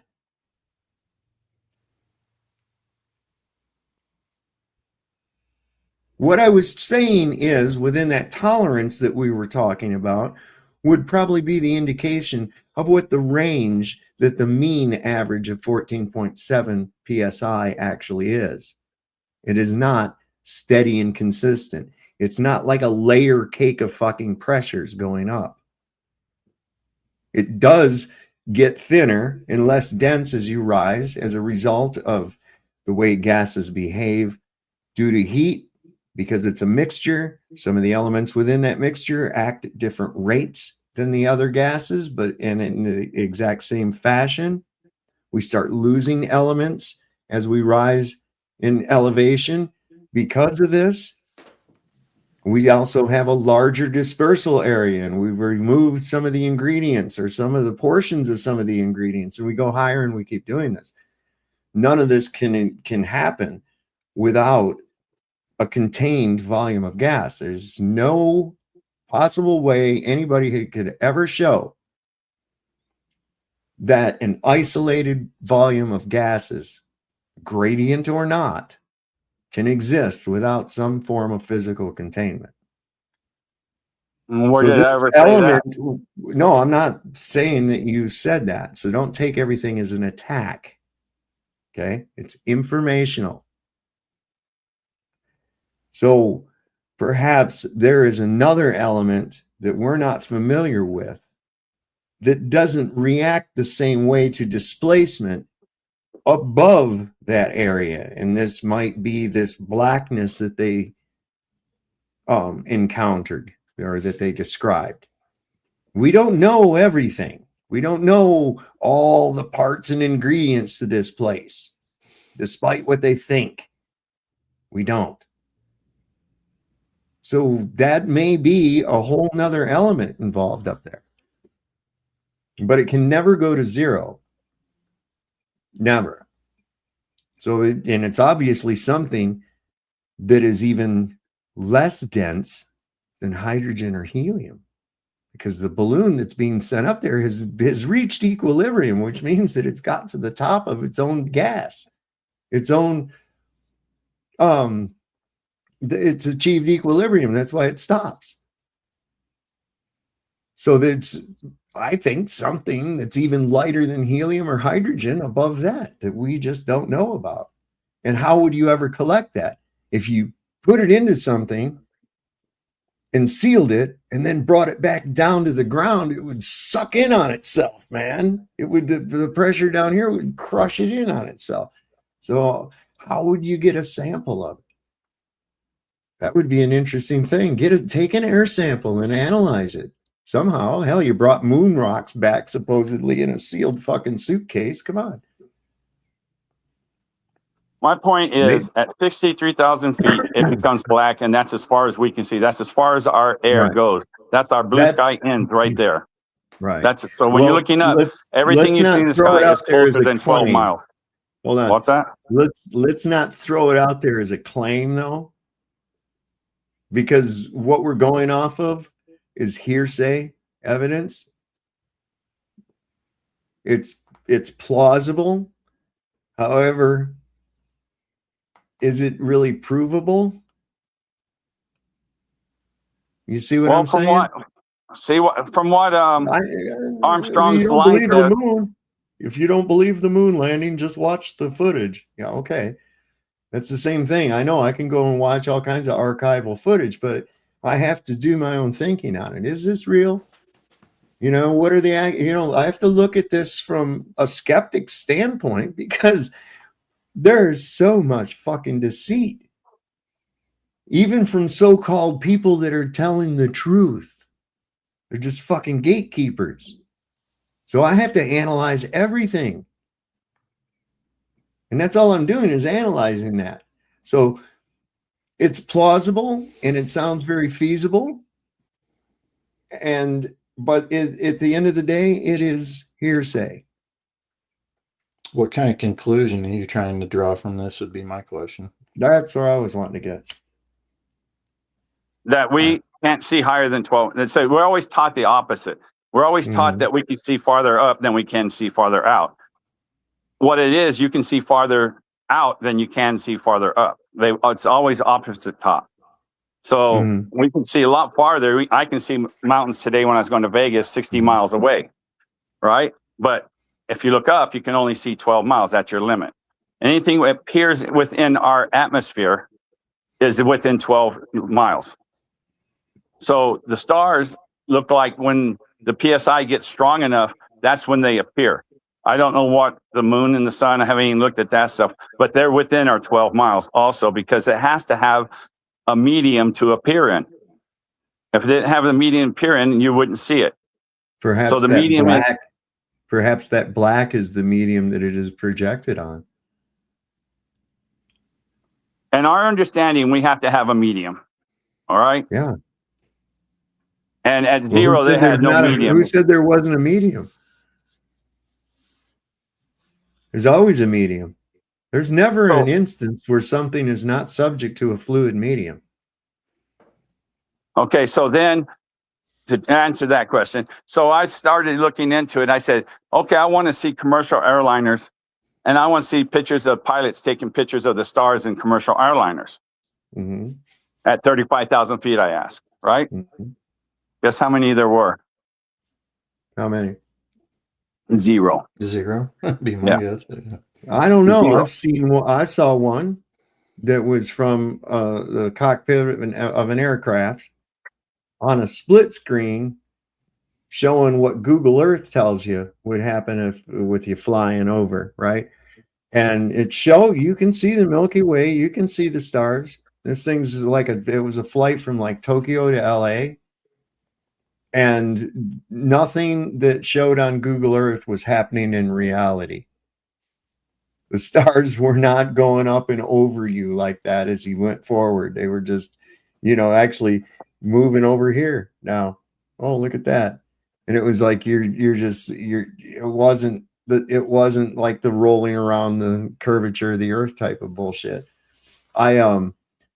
I don't believe that we see out into infinity. That's a myth that they've told people. When you look up at the night sky, you're looking out into infinity. You're not. Little lights that are billions of miles away. No, none of that's true.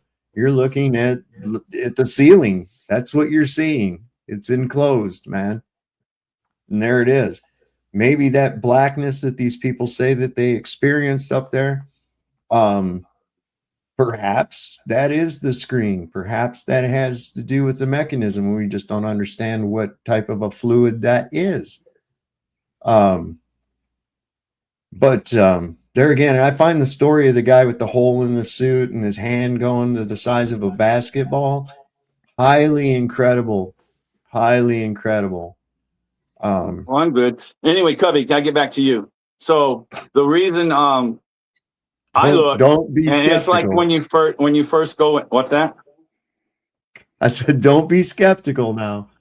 So it's just like when you first get flat Earth. When you're a flat earther, right? You want to look and see pictures of Earth from space. We all went to look at that and found out there was no real pictures from Earth from space.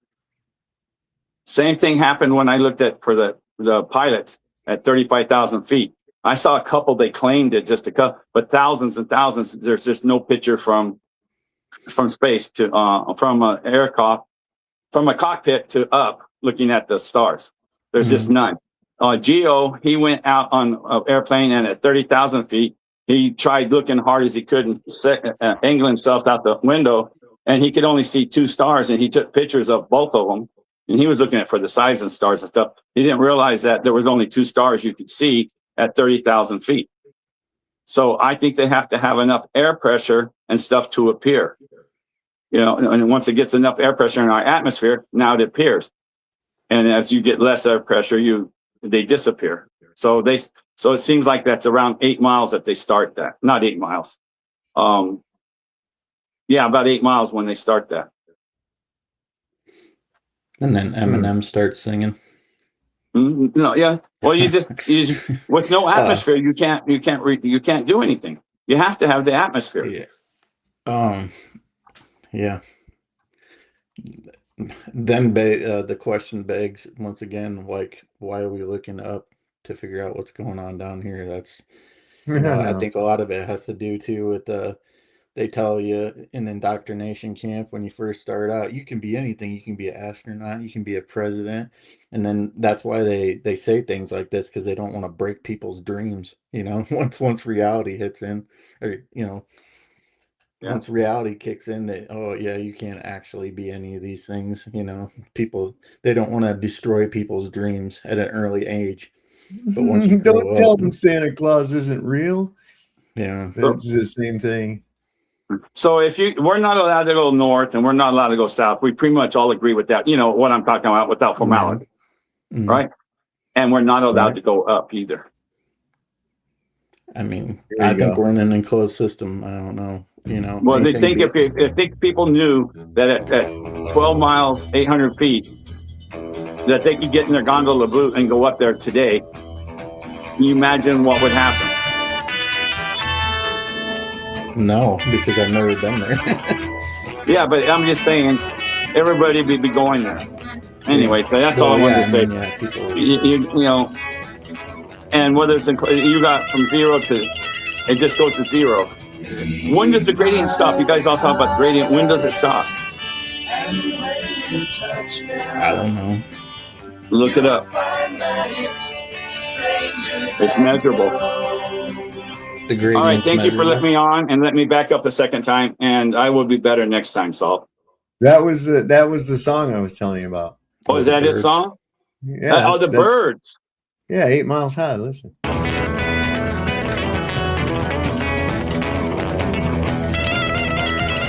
Another Laurel Canyon production.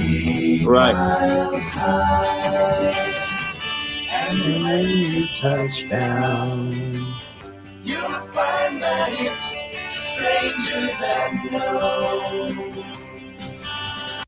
It's interesting lyrics, 8 miles high, and when you touch down, you'll find that it's stranger than you know. I got one song. Little it's a small world after all. No, It's a actually, small it's world not. after all. It is not. Listen, here's the Yes, it thing, is. too. I see If these 12 miles high is really. high as you can see. Yeah, but how? Look at the width of this thing. Look at the breadth of the earth. Look at the breadth of the earth. I guess. You know that right there is going to tell you. What are they telling you? It's 7,000 something miles in diameter is a ball. Double that. Double guess that. let me 14 and a half to 1,000 miles of area in a think about that. This place is not small at all. They just want you to think it's small. But this I see these depictions that show the earth like a cake pan or like a cake dish with a fucking dome over it like that. And I'm like you were just saying, let's just say that they tell us that the Kármán line is at 62 miles. Now, I want you to imagine, if you can, this earth that's like 14 and a half to 15,000 miles wide and 62 miles high at the apex. It's the top. Think about what 62 miles is in comparison to almost 15,000. That would almost make it flat. Yeah, it would look like a fucking blister. It would be like a blister. You know, so I think that's kind of a misrepresentation like that they give us, you know, when they look at that and it's like, Retrospect. let's do it to scale. You know, let's do it more to scale.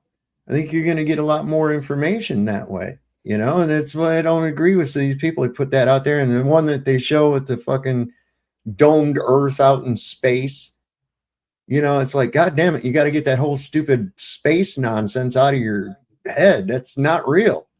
None of that is real. You got to get that dumb shit out of your brain. There's no such thing as that. This is it. You're it. Boom. All game over. There ain't no place to go. It's just here. There's only one way out. Don't worry, you'll get out one day. Might not get to where you want to go, but hell, you're going to get out. Anyway, what these aeronauts proved or did, what it showed, that when they enter into nothingness, they didn't float around like these guys do in space. That's just a bullshit story. That's what I was just about to say. Like, yeah, they don't float around. When they pretend to leave the earth, so to speak, when they pretend to leave, what do they end up doing? Nothing. So why would you want to leave? Like, Right. I just want to go out and float around and stare back at the earth. Like, but the only reason they float around because of lack of gravity. Gravity is not real, so they're floating around is bullshit. yeah, I'm just saying that, you know, like, why do they want to leave? Oh, I know. Because they get paid big money. If the big it were bucks. even possible, I guess. I like Well, to see see, Saul they're in one of those practicing space suits. Listen, they would. There's the thing. They're training for shit that you're not going to come back from, right? Right. Oh, we're getting ready so we can go to Mars. Oh, okay. So you're going to spend several months, maybe years, floating in this fucking bus with the same people, eating food out of a tube, shitting into a vacuum cleaner. You're going to get sick of these fucking people. And it's going to start stinking. Finally, you get to Mars. You have to set up your little domicile. Get it pressurized.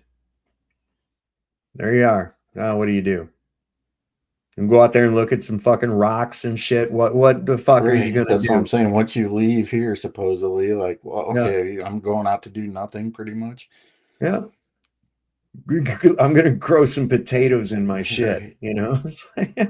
So I got another question, all right? So outside of the traumatic event they wanted everybody to see, the Challenger blowing up, and guess what? That was still here on Earth, supposedly, whatever. But has anybody ever not come back from any of these missions that they've been on? No, they've all successfully been come back. Yeah. Oh, exactly. So it's like you're telling me that they have pretty much a 100% success rate outside the Challenger. You know, you're talking, and like you said, they're going up on missions that they don't know if they're ever, you know, on a death mission, basically. But they have a 100% success rate every time. But you look at simple jobs that we got down here that are super dangerous. Like, let's say you're going up to change lights on top of a bridge or something, guys, fall off or something. But the astronauts who are going up in space, in pressurized suits, and they don't know what the pressure is that they need to pressurize these suits to because they're just guesstimating. They have a 100% success rate. That's I got a See, question that's for Saul. one of the things. That's why I find the aeronauts story a bit questionable, to a point, but who's to say? I just wonder what the fuck, there's some serious questions. Why aren't they still doing these things? Latest we had was what, Baumgartner, right? Yeah. He went up there, and what was he at, 137,000 or something like that? 126. Is that where he was at? Doesn't really matter, but yeah. And did you see when he fell? Did you see when he let loose of that fucking capsule? He was like, phew, gone. It wasn't like this shit where they show it floating down and all. Get out. You got a point there. And the horizon outside the capsule door. Yeah. You look level. Flat as a motherfucker, man. Yep. So I had a question for you about these guys who try to make their own like vacuum, things on the desks and stuff where they can see if the firecracker moves or anything like that. And it's they vacuumed in as much as they got. How much do you think the PSI they vacuumed down to in one of those things? Really don't know. It would depend on what it's made out of. It would depend on the pump. Yeah, I know that. I was just saying if you had an idea. I was hoping you had an idea. I don't know. You could probably check on Action Lab. I was being lazy. I wanted to ask Saul. Yeah. I'm sorry. That's why I'm just. Listen, these numbers and all that shit, those are designed to dazzle and confuse you. Right. Okay, so what I was wanting to ask you is, so if I take a laser at one, let's say I can only picture a fish tank, okay? So the fish tank's sealed off and it's done. It's got heaviest clashing good, and they pumped out as much air they can before it cracks, right? So if I take a laser at the end of the fishbowl and shine it to the other end, would that laser come out? I don't see why it wouldn't. If you didn't have a medium to carry it. Why would it need a medium to carry it? Light works in a vacuum. That's what I'm asking you. Light works in a vacuum? Yeah. Why wouldn't it? Because it doesn't have a medium to show it. Doesn't need a medium. It's an energy. I think actually a light is using the aether. I think it's charging the aether. So without a medium, you can shoot light. There's never not a medium. Okay. That's what you got to get that in your head. There is, and you got to get in your head that 63,000 feet it goes to zero. I don't give a fuck what a gauge says. Reality tells us that there is no such thing as nothing. Well, at 63,000 feet tells you. No, there's not. Okay. At 63, there's not nothing. There's nothing according to the instrument. Okay. Anyway, if you guys want to learn more about it, look up those two projects. Listen to me. There is never an instance where something is not subject to either a gas or a liquid medium. Ever. So saith Dave. That so saith fucking reality and testable science. Why do you think I say nature is smarter than you guys. Well, okay. Why do you think the Glen Allen Research Facility can't reach zero? Because they're not nature. They don't have the knowledge of nature. Oh, okay. Okay. Nature's smarter than you. Oh, wait a second. So you need containment for a vacuum, right? Right. Okay. Need containment for a specific volume of gases, right? The only way that you can a true vacuum cannot be achieved. It's not possible. And this guy not says even, nature not abhors even a what vacuum. they say in space. Yeah, that's Good right. quote. That's right. And it's true. Okay. As long as you can believe it's true all you want. I believe nature can. Okay. I can believe in whatever I want to as well. And Like and it happens pink at flying 63,000 unicorns. feet. Well, that's your claim. It's not my claim. It's my No, information I found. okay, so it's hearsay that you Yeah, but heard. you have to have the proof. The You absolute came here proof, and not told just us a story about a video you watched. I'm sorry this stuff is touching your cognitive dissonance. It's I not apologize. touching anything. No, what's getting to me is that you're claiming it as absolute fact based on hearsay evidence from a video that you watched on A video? one I of these didn't watch platforms. one video. I read all these Oh. books. I read books, nothing but books. Okay. I didn't go So like you're that. I ready didn't to go off some claim, YouTuber. okay, so regardless, is it or is it not hearsay evidence? No. It's not. It's documented evidence. So It's documented evidence. it's documented. Okay. Somebody wrote it down. Yes. Are you the one that wrote it down? No, I didn't. No, it's not. So it's secondary information, isn't it? Here's what I say, Harmon. Like a chain letter, take that same story from whatever book you read, write it down word for word, pass it on, give it a year to get back to you and see if that same story is exactly the same as the first time when you told it. I'd be willing to bet it comes back a completely different story. And that's just a guess. You guys sound like Globies when you try that like that. You sound just like Globies. No, you're sounding You like do. a You sound Globie. 100% like You're Globies. taking something that someone wrote down and claiming it to be fact. And your only evidence is that somebody wrote this down. You understand that that's really secondary information. Okay? I'm just saying. Look up the it doesn't necessarily mean. line. I Look did. it up.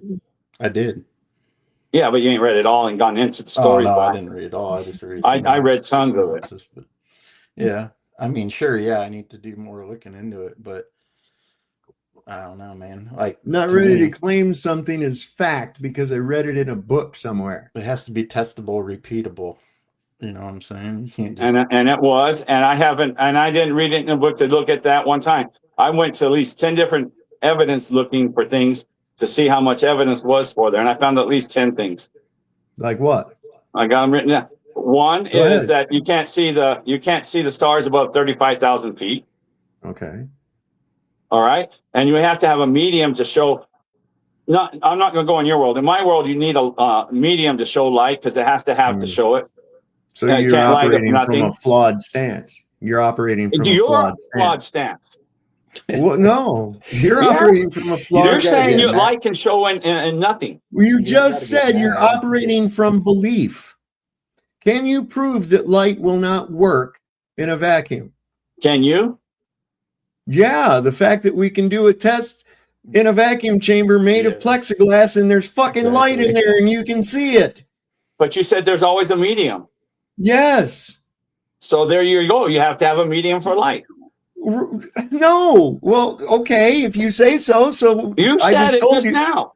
Okay, and there is never an instance where there's no medium. So you said light could do it without no medium. Medium is not the deciding factor, dumbass.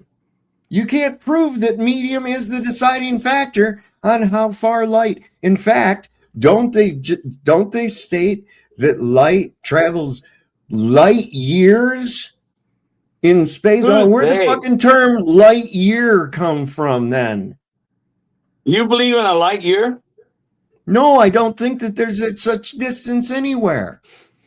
So why did you bring However, they are claiming that these lights are shining through an infinite void, a vacuum, if you will. In fact, a vacuum, such a low pressure system that it can't even be achieved on Earth. Now, you and I both know that that is nonsense and mathematically construed projections. But the reality is, it doesn't have anything to do with it. Well, you just said earlier it did. Now you said it doesn't. I never said that the light needed. You said it didn't need a medium. Okay. And I said, prove it. Okay. And there's no change in the fucking light. intensity or anything in the vacuum chamber. It doesn't become dimmer. It still If has what you're the saying medium. is true, what you are saying is true, that would mean that a light in a vacuum would be dimmer than it is outside of a vacuum. And there you go. Again. It's not. You'd say I pre-assume. You pre-assume so much right there. Dude, it's demonstrated. You say it would, in your mind, if there's less vacuum in there, or more vacuum in there, that the light would get dimmer in your mind. No, if what you are saying is true, that's what would happen. In nature, Anywhere, higher, if you are saying that the light, if you are gradient. saying, you said the light is dependent on the medium to be able to propagate. To appear. Okay, all right. So that would mean that if I thin down the medium, that the light is going to be dimmer because there's less medium to carry it. I understand where you're thinking. I've gone through that Okay. way. And I say, no, doesn't happen. That doesn't happen. In yeah, fact, in a man's I've seen them fabricated light a experiment. fuse. I'm talking nature. Yeah, what about nature? Where is there a You're vacuum doing in man nature? fabricated brilliance. In nature, the stars don't appear till at least 2 psi. Well, that's your claim. Well, it's not my claim. It's what's going on. Because that's not a constant. You understand that PSI is not a constant, right? 63,000 feet, it gets dark, and anything we see is below 63,000 feet. How does that? So How does that mean? Below 12 Okay, miles, so you have a 12 miles. so you have a correlation bias. Okay, whatever. You do. You Yes, have a and you can't correlation see yours. bias. You are saying because there is less pressure and we can see no stars, that means that the pressure is responsible for the stars. That's a It means correlation bias. No, it's not. That 12 pressure means Yes. that it can. No, it has doesn't a mean that medium at to all. appear in. No, it doesn't. No, that's Because I your can opinion. take the vacuum chamber down to the same level of pressure that it is at that altitude and still light shit with a fucking laser, shine a flashlight. Because you have a medium in there. Yes. There's still a medium up there too. Yeah, that's what I said at 2 psi. There's still a medium. And then at 63,000 feet, there's zero medium. There's still a medium. Okay, that's your opinion because that's what. No, you're it's stuck not on. an opinion at You're all. telling nature that it can't go to zero. Okay. That's right. It can't. Okay, Mr. Nature, it's always commanding you not to go to zero. Demonstrate I'm talking to Mr. Nature right here. Demonstrate it. Show the fucking scientific demonstration of it. You're like that little Show me, fucking show and tell. ADD kid. You're like an Why ADD are kid. you I swear to getting God. angry, Saul? Why are you getting Because angry? you won't shut your fucking mouth. If you go back and watch this thing, you'll see that you Oh, interrupted listen. me 10 times more than I did. Show me the demonstrative experiment proving absolute fucking absence of matter. All right. Go ahead. Show me the fucking scientific experiment proving that you can achieve a complete absence of matter. Man can't do it. Nature can. Nature can't do it either. Nature Okay. won't do it. You're limiting You know nature. why? I'm saying nature can You do know it. Man why? can't. Because you cannot have zero pressure. There's no such thing. Okay, And it's in not your going world. to sit next to in any world, in reality. In your world. In reality. You're convinced. I'm pinging In off reality. your cognitive dissonance. I'm going against your It's core not belief. cognitive dissonance. I know you It may have is. just learned that word, but you're overusing it and in the wrong It's just context. pinging off your brain. It doesn't Can you penetrate. demonstrate it? Pinging off your brain. Can you demonstrate it?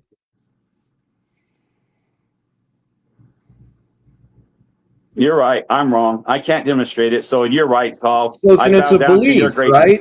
So I it's bow a down to your belief. grief. Wait. Yours is a belief. No, I'm using Yes, it is. actual demonstrable, Because you repeatable say science. that, right? It's your belief. No, I it's say not a belief. nature can do it, and you say no because you know Okay, nature. then prove I'm that saying nature can it do it. can Okay, happen.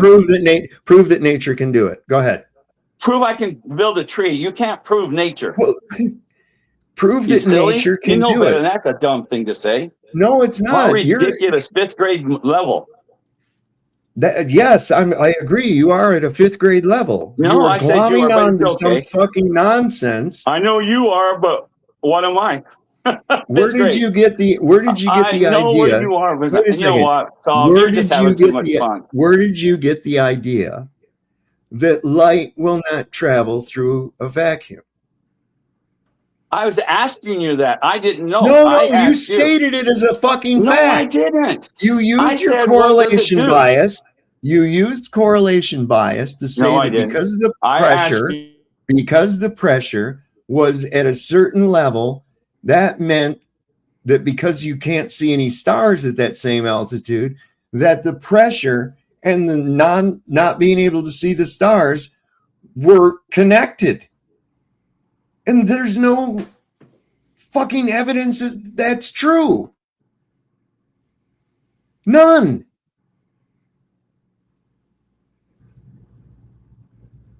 What's the importance of always being right? Like, you know what I'm saying? Like, there's some things that we'll just never know, and that you got to Like, be okay. I have to wonder, look, I'm trying to save you from a mistake. And that mistake is making claims based on secondhand information. If you can't really verify it logically and, then it's a belief. Okay, that's how that works. That's a belief. But science tells us that that condition cannot exist. Man science, not nature. Science is based off of the study of nature. Yeah, and you can't duplicate it ever. You can't even grow a blade of grass. Yeah, you can't even grow an acorn. You can't grow All anything. right, Man can't make anything. Harmon. What? You have a belief. Can you make a blade of glass? Yeah. You can make a blade of glass. Yes. Okay. Fine. You created the secret of life. No, I haven't. All I did was I planted a seed and gave it some water. This is really straying off the path now. Yeah, it is. You're No, it you're goes worse back to than a nature. no. He You says are he can getting. recreate nature. So I'm No, saying I didn't. make me a blade of grass. Now you go ahead. Misconstrue what I say one more time, fuckhead. Go ahead. Go ahead. If I ever see you, When did I shut the fuck up, you piece of shit? Shut up. Squeeze till you can't Shut breathe. up. Shut up for a minute. When did I ever say that I could when did I ever say I could recreate nature? When you said that we observe nature and do what nature does. We observe and study what nature does. And then what we do, we come up with a hypothesis. Right? Then what's the next step? What's the next step? You test that hypothesis. That's right. You test that hypothesis. And how do you test that hypothesis? You're next, Harmon. No, I'm just listening to it. Through experimentation. Experimentation, yeah. Right? I believe this causes this. So and then you repeat it. I'm going to set up that situation and I'm going to use what I think causes it as the independent variable, the thing that it happens to as the dependent variable, and I'm going to take precautions to make sure that the conditions are exactly as they were when I observed this. Or at least as close as I can get to it. Right. That's the key. At least the close as you can get to it. Right. And that's probably all the closest you'll ever get. You're never. So you saying perfect. Nature can do anything like that is almost like, well, you don't know what God can do. I never said that. Okay, so now, no, you put nature in place of God. You see? Well, nature, and I have by a feeling by doing that, you've scapegoated nature. Not even has nothing to do it. Nature's physical. God is in your mind. So is what you're telling us. So, okay, you observe it. I'm gonna give you 1,000 acorns, let you study them for 5 years. I'll give you $1 billion thing, and I want you to You crush don't have them, $1 grind them, billion, smoke them, do Mr. anything. Harmon. Then at the end of the 5 years, I want you to make me an acorn. That's You the observed thing. it. It's nature. Do it.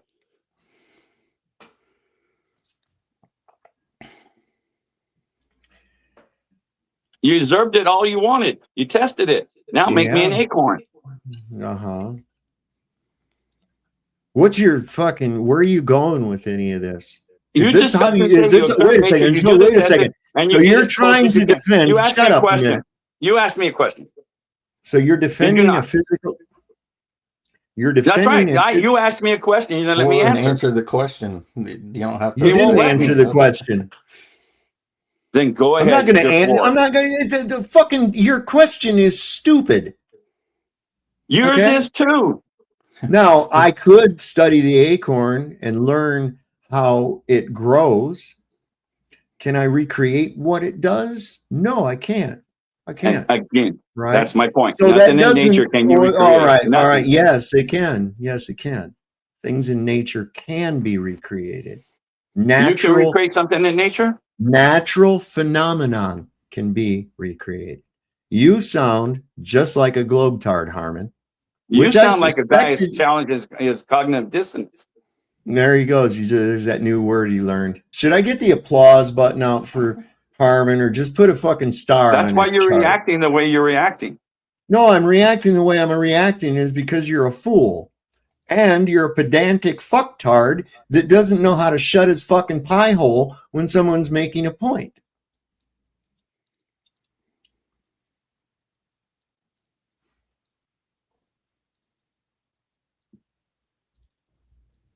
Your comparison of making acorn and studying and experimentation to get to the bottom of physical phenomenon that we observe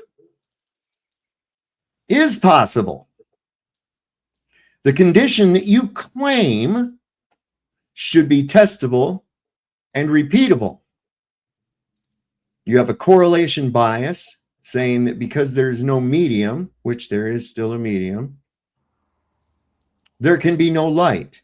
Yet we can take the vacuum chamber at Glen Allen down to really, really low pressure. In fact, they can take it down to about the pressure at the area you're talking about, the Kármán line, okay, which is not zero. I think it's only like 10 to the -6 torr. Okay. 10 to the And negative they can 6. do experiments. Listen to me. They can do experiments within that vacuum chamber. And how do you think that they can see that experiment that they're doing? Because there's light inside the fucking vacuum chamber, man. So your assertion that the light at that altitude, which they can recreate at the Glen Allen Research Facility, is responsible for the lack of stars. The lights inside the vacuum chamber at Glen Allen dispute that greatly. To your point about not being able to recreate nature, can't you take a seed, let's say from a tomato plant, plant that seed and recreate that tomato plant again? Is that You didn't possible? create the seed, though. So where'd the seed come from? That's the answer. You can't do it. Right. What do you so mean that's what the are we going to answer? do? We're You going to have a cannot chicken recreate and egg. nature. End of story. What are we going to do? Have a chicken and egg thing going on here so that you can have your wrong point? The lowest Do that you the Glen agree? Allen Do you could go agree? back in the Do you- day was 5 psi. Today they've got it down to 2.5 psi. They That's as can low as take they've it. No, No, they can get it close enough to the well, to the I'm just reading Kármán their line. stats. It's first Right. page, but that's what they The say. light still working there? Does it get dimmer? Does it have a medium? Why do it Yes. has to go dimmer in your mind? Your mind goes dimmer. Well, if you've got less medium, That's how your would the light understanding. travel? You don't know the nature. That's man's understanding. It's limited. Well, you don't know. Wait a what it second. does. Wait a second. Wait a second. You're making assertions that you don't have any proof of. Prove that light will not propagate in a vacuum. You the one that said it would. No. Prove that light will not propagate in a vacuum. You say get dimmer. I didn't say it would. What's the propagate? Said I don't know that what propagate light will means. not prove that light will not propagate in a fucking vacuum. Tell me what's propagate. Propagate. So emit. tell me. White. Emit. How about that? Emit. Does that work for you? I said Prove get dimmer. light. How about did I say get dimmer? Prove light no shine. In fact, prove that there's any change in the propagation of light, which I just I told want to you get what back that to your means. claim. Wait a second. I didn't make a claim. Yeah, you did. God, you're a glober, Harmon. I've made a had you claim. down. You work for the government. Who the fuck sent you here, anyways? You only come up to disrupt. I've noticed that. I come up Who to the question. fuck sent? No, you don't. No, you don't. You come Harmon up to likes run your drama. fucking mouth. You're not interested in anything anybody else You has made got a to say. claim that the Glen Allen place that it went down so low. What I'm the reading fuck right now the ever, measurements it asshole? doesn't. Your claim was that light will not propagate in a fucking vacuum. I Prove say it. at 63,000 feet, light will Prove not propagate. it. At 63,000 feet, there's no light. Then prove it. Prove that light will not propagate at 62,000 feet. 63, but it's okay. 63, Between whatever 63. the fuck. Whatever the fuck. Prove that light will not emit at that No, you altitude. stay in your little. No. Dome world You and made a that's it. claim. You made the claim. Look it up yourself. No, not I look ain't it up. gonna do your Prove fifth it. grade homework Show for me. you. If this were true, you should be able to show. Look, light won't work in a vacuum. That's not And true. there You're would be making hundreds. astounding claims. You make so many God claims. damn it! All right. Wait a second. Here, I'm gonna go ahead and. You're about I'm to get gone. fucking thrown out. Good. You were about to get fucking thrown out. In fact, don't come here again, ever. You're an irritating, pedantic piece of shit. Man, you're like talking to a fucking glober. I swear to God. Comes in here sneaking around with that shit. See, he's a government fucking troll. I guarantee you. What the fuck was I? Oh, yeah. Let's see. Will light prop. Oh, that's not enough. Oh, prop. I'm just glad there's not a test afterwards because I'd probably fail it. Yeah, there we go. Will light propagate in a vacuum? Let's see. Surely there's action. Oh, look here. The first thing comes up. Why light doesn't need a medium to travel. Holy sheep shit. Hang on a second. But all this is why I was trying to get to the conclusion of the 12-mile thing. Like, this all transpired from you. What was it? You can't see stars further than 12 miles Right. up or something. I mean, yeah. It's a correlation bias. Well, It's because there's no medium for the light to travel through. And it's like, well, you don't know that. What the fuck are you talking about? Because you can't see stars means because pressure is needed to have star. What? Good gravy, man. Sound won't travel in a vacuum. Sound in a vacuum. No, every one of these says light works in a fucking vacuum. It doesn't need a medium to travel. That's ridiculous. I was just Amazing. what are you trying to prove by telling us that? Like, it doesn't prove that the Earth's a globe or flat or anything. No, like that. It doesn't really doesn't. prove anything else. It just means, let's just say you are right. What does that prove? Okay, I can't see stars past 12 miles. That's about Right. the long and short of it. But see, okay, it is claimed that you can't see stars past that. Yeah, Okay, I'm this not is the disputing it. claim. That's what I'm trying to. That's what I was trying to explain to him. That it's been claimed. Okay, and the data behind that is what? Okay, why is that? Now you can't just jump into a correlation bias and say, well, because the air pressure is low, that means that there's no stars. There's no air for it to travel. Well, light doesn't need that. What the fuck? And he couldn't understand why the light would be dimmer, like he wouldn't get as bright of a fucking shine if there's not enough of the medium for it to travel through. What the hell are you not getting? You had to have experienced that firsthand that you know that light wouldn't do that. Like everybody's experienced that. Of course not. Of course not. And that's a big thing with light, is because we don't really understand it at all. We can measure it, we can quantify it, but what is it actually? They don't know. I don't know, is it an element? Is it using some other unknown element within our medium that we're not aware? I don't know. Could be. But the reality of it is you can't go in there and say, well, because of this, that means this, The worst hey, part Dave, of it I noticed that you have a roast cooking in the oven. What's doing the cooking? Well, that little light right there on the panel. See, every time that light's on, the food gets hot. That means that light makes the food get hot. It's like, no, it's just telling you that the fucking oven is on. Yeah. And then anytime you question anything, that's where it starts to get out of hand. You can't question the narrative. You're not allowed to do that. Like, why am I not allowed to do that? Well, that's the thing is first of all, if somebody's got a question, let them finish asking the fucking question before you start flying off the hook about I read this shit and it's true 100%. Okay. I hate absolutes. That's one thing I hate. It's like, people wait a start minute. talking in absolutes. Right. It's like, that's a possibility. And Right. this has been claimed, but I don't know where this information, how valid the information is, any other thing like that. It is basically hearsay evidence. I have to take the logic behind it, because the thing about his hand getting as big as a basketball, I'm very skeptical about that happening and not rupturing and causing some kind of permanent damage that would be, there would be no recovery from that. He would get the bends. He would have gotten the bends. He would be a fucking vegetable if he was even alive. I'm sorry, that's just not possible. And highly credible. I'd have to see more about that aspect of it, but I highly, and then he came down and it unswelled like on a fucking Disney cartoon and he was fine. Went right back to playing the fucking piano.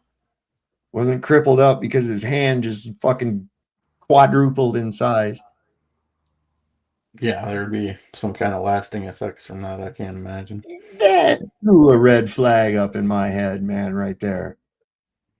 When I heard that, I was like, wait a minute, this is starting to sound like a fucking bullshit story to me. Things that didn't happen really. That's why I started questioning the altitude. You're going to get stretch marks or something, Yeah. Something's going to happen. That would be a fucking catastrophic injury. Come on, man. So I don't know. Anyway. Yeah. But you can't go making claims based on some shit. Well, this guy said that there's lands beyond Antarctica. Okay, that's possible that there's lands beyond what we call Antarctica. Okay. There might be continents hidden right here in the Pacific Ocean. We don't fucking know for sure. Right? But you can't go claiming there's a landmass right here and here's some proof of it, and it's like, that's somebody told you about it. Okay, cool. Where did this information come from and how did you come to be in possession of it? Where did you get it from? Did you go searching for, I'd want to know the process behind where is this information coming from? See? Mm. And so you can only really, the Cookie Monster said it best in here earlier, man. He said it best. Let's just stick to what you can test and what you can prove. Yeah. Yeah. And we can make reality. Right. Now, rather than go, this is the truth that I just found and I'm going to lay it on you as a fact, why not go, hey, man, I read these accounts of these guys. They were called, aeronauts or whatever. And they were going up in these balloons, and it might be part of Operation what did they call that? They had a balloon program that they did. I read about it from the military where they were going from high altitude balloons. Yeah, I was too. I forget what it was called, but anyway, I do know that they did do this shit. I was gonna say fishbowl, but that's not right. So no, that's not it. I was gonna say high jump, but that's not right either. We know, But in any case, I do know that they were doing this shit and testing these pressure suits and things like that, often using dummies and not live humans. Right. They often use dummies because there's consequences if you get it wrong. Usually, Oops. except for NASA, they're 100%. They gotta want Bad news, success rate. your Minus husband. the Challenger. Bad news, ma'am. Your husband turned into a bowl of fucking spaghetti inside his suit. It wasn't hooked up right. I'm sorry. My cousin is single though, but who was that guy that was in that pressurized suit when it started to affect him? I forget what that guy anyway, is. Go ahead. Yeah, you know what I'm saying. Yeah. So you the way to come in and say, hey man, I read this account. This is what they said it was. This is what happened to him, and that and the other. And, do you think it's possible that these stars aren't seen because there's no air? Well, the answer is, of course, no. But, isn't that better like that than to go in and say, this is the absolute fucking truth. Listen to this thing I read. And if you don't buy it, I'm going to keep cutting you off and fucking arguing for it. To me, that's no different than saying the sun's 93 million miles away. We know it absolutely because we measured it we bounced the laser out or whatever the hell they supposedly did. That's no different in my opinion. And they read 10,000 books on it and they tested it however many times. But at the end of the day, what are you doing? You're guesstimating from some other measurement you took, and then going from there. It's like that's why they created tolerances. Because you're never going to get anything perfectly. That's why I hate absolutes, because there's nothing that you're going to be able to perfectly replicate. Right. And the more maybe it's nature. Sorry. That was one of the things they told us. They said every decimal you add to the tolerance. Yeah. Okay. You can add that many zeros to the front of the cost. Okay. And that's how it goes. Like, so if you go within, plus or minus 0.003 of an inch, man, that's only the width of a human hair. Yeah. And then you've got shit that is so precise that they have to machine it down to the micron. Right down to the fucking micron. That's some precision shit. But that's still within a tolerance. Right. Yeah. And there's always going to be those tolerances. Yep. Because it's never going to be exact. Yeah. That's why I say a lot of people with this pressure gradient thing, okay, look, they measure it to a certain altitude and the rest is mathematically conjectured. Okay, so we don't know. The rest of that is mathematically projected. Mm-hmm. They don't really know that's what they guess that it would be. Because the matter of the fact is, you're not going to be able to get a reading up there. Right. You can't really get there to take a reading. They don't take reading. Yeah. So anyway, anybody that's worked in carpentry or design or any of that type of thing will know that you're never, no matter how many times you've cut and measured anything, you're still going to be off of, I was going to say the C word hair. You're always going to be and you can make some expensive mistakes though. So like crown molding. I have yet to meet anyone that is able to put it down crown molding and not have to use at least a small bit of caulk on the seams somewhere, because it's just so precise, right? And you're only going to get it so much. I mean, Christ, you're using a saw blade that's this thick. Mm-hmm. You got to figure that in. It's going to possibly move. It might not even be within your eyesight, but it's moving. It's oscillating along with it. Every time that blade hits it, there's some kind of a vibration happening. You feel it. You feel the vibration in it. So that's why they like with that. Yeah. But so the pressure gradient is not this uniform fucking thing that's going up, because it fluctuates all the time, right? It's fluctuating. So those are mean averages that they're using. Those are mean averages, because I guarantee you go to sea level and you measure the air pressure, it's going to be close to 14 psi, somewhere around that, but it's never going to be exactly at it. You see? Never going to be exactly at it. And so they use a mean average. Same thing with their speed of light. That's a two-way thing. They divided in half. And then there were so many different readings that they decided on a consensus at a physics convention in Bern, Switzerland. I think it was in 1929 or 1927, one of the two. They had this physics, and they agreed on a constant for the speed of light, which was basically an agreed upon average. But there again, that was not one way. They had to measure it going to and coming from, timing it, and then split that in half.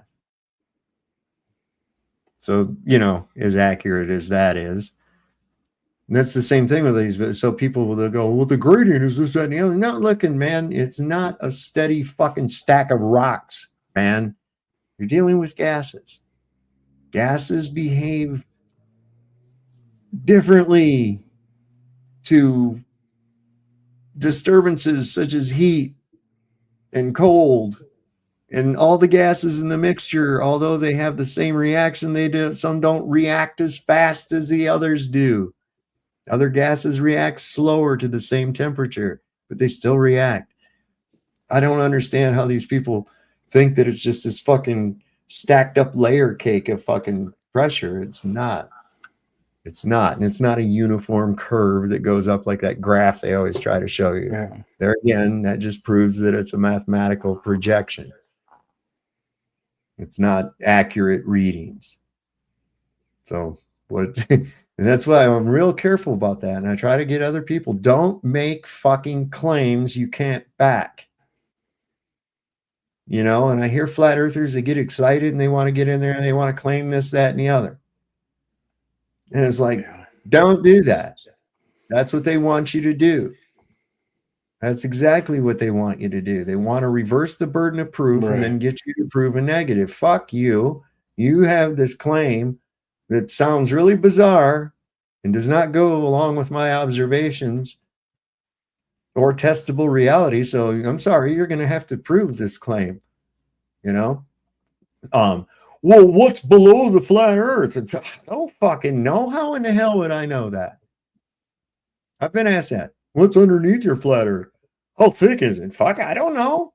How would I know that? What would I do? How would I go about that? Why would I need to know that to know the condition of where I live? Right. That's where I was trying to get with the whole thing. Like, yeah. Why would I need to know any of that fucking shit? That's why. What's the distance from San Francisco to goddamn Sydney, Australia? I don't fucking know. I don't care. Yeah. I don't ever travel to either of those places. Practicality. It always comes down to practicality with me. Like, what is the most practical? Is this going to help me, or does this have no bearing on anything I'm about to do? Right. If it is, I'm not wasting my time. That's where I fall. Flat Earth. So many sci-fi movies talk about the black goo. 63,000 feet, it goes to zero and enters in the vast emptiness black. I don't think I've seen any sci-fi movie that does that. Can you tell me the name of that movie, Flat Earth Outlaw? That's Harmon. Is it? Yeah. I'd like to see that movie. I'd watch it. I love old hokey sci-fi movies and shit. But there again, what are we basing all of this off of is the testimony given to someone in a book. So, okay, that's what these guys claimed. Was there any follow-up research into this? I mean, I'm sure they didn't just send 3 guys up there and then come and tell your experience and then nobody ever bother fucking looking into it at all. I don't know. It's just really weird. Went up there and it was black and, felt like it was just all black and couldn't see any stars and stuff. Huh. Well, that's interesting. Okay, well, let's go to lunch. What the fuck, man? Right? Yeah. Nobody's going to bother going, hey, we ought to check this out or, Find At out what the that end of the is. day, there's so much down here on Earth that we don't know about. It's like, why are we going to explore something supposedly above us that nobody knows anything about? It's like, let's try and figure out down here first before we go anywhere Right. else. You know, the rest is imagination land. You know, Sure, there ain't nowhere else to go. Right. You know, you're using that as an excuse to be able to shit in your own bed. No, man, there ain't nowhere else to go. Quit shitting in your bed. But there ain't no other beds. I don't want to do that. That's why Johnny Depp got rid of Amber Heard there. Amber Turd. Yeah, no kidding. Took a dump in his bed. That's fucked Cleveland up. steamer. But you know, that's the whole thing. And like I say, people ask me shit like that, and I'm like, well, fuck, I don't know. How would anybody know that? You tell me how anybody would ever find it out. You know? Let's get real. What have I been told? I've been told all kinds of fantastic shit, man. You know? Yeah. Do I know any of that to be true? No, not at all. I don't know any of that to be true. You know? But scientists, I don't give a fuck. Scientists used to say that mice could spontaneously generate out of trash. So, you know, remember, we just had the science plead the fucking fifth 111 goddamn times in front of Congress the other day. So, They you know, always trust the science. They always come to you like you're Voltar. Like, right. What does the magic Voltar have to say about this? It's like, what's the firmament made of? Fuck, I don't know. Well, how do you know it's there? Because you can't have an isolated volume of gases without a container, man. There's just no two ways around that. Nobody's ever observed anything like that in nature. What are you talking about? You know, but they want to go on and on. Anyway, I'm going to get out of here. Yeah, I was about to say I gotta go. So I'm going to go in here and take a big old leak. Got my daughter's housewarming party this weekend. That ought to be fun. Go out to her house there. Yeah. She bought a house out there near Stanton. Yeah, you did the ramp or whatever. The ramp, I put a ramp on it, yeah. And she's finally having her housewarming party, and I had to cut some steak. I had a leftover piece of plastic trim, you know, like moldy, and it was just flat. You know, there was no features to it. I used it. It was a rip from this big board of it that I used to put in front of the shower downstairs. And I bolted and I screwed it to the front of the shower because the tile I had there wasn't working out right. And so anyways, took that last piece and I had just enough to cut 3 stakes for the banner to put in her front yard. And so instead of being wood and they're real stiff. And I cut them a point out and they're all, I think I made them like 40 inches, but that should be sufficient to put the banner on the front yard with the thing. It says, you know, forget what it said. I didn't even look at what the fucking banner says. I was just measuring where the holes were at and everything to hook a fastener to it. Drilled the holes in it and got the 3 stakes set up to go and put that down. So that ought to be exciting. See what happened. I haven't worked all week, man. I don't know what they even called and said. Hey, last time I talked to Mike, he said, well, we're going to be starting on that crown molding at that dude's house. I was like, cool, man. So I haven't heard anything. Nothing. I'm like, man, this indecisive bullshit's getting for the birds, man. I think I might have to go up to the Owens Corning plant and put in, maybe take a 3rd shift or job or some shit like that. I don't know. Ouch. I like 3rd shift. I hate you like it? I can't. I don't like daytime. I don't like daylight. Oh, you don't? No, I don't like that. I can't. I did Listen, 3rd once. But I don't like getting up in the morning. I don't give a fuck what time I go to bed. I hate getting up in the morning. I just do. Yeah. It's like very harsh to me because when I get into sleeping, I'm gone. Yeah. I'm done. I'm out. I love sleep. Like there's no tomorrow. I love it. And I mean, I get to the point where I'm angered when I have to get up to take a leak in the middle of the night. I'm like, oh, damn it. I'm fucking pissing and shit. Disrupt my sleep.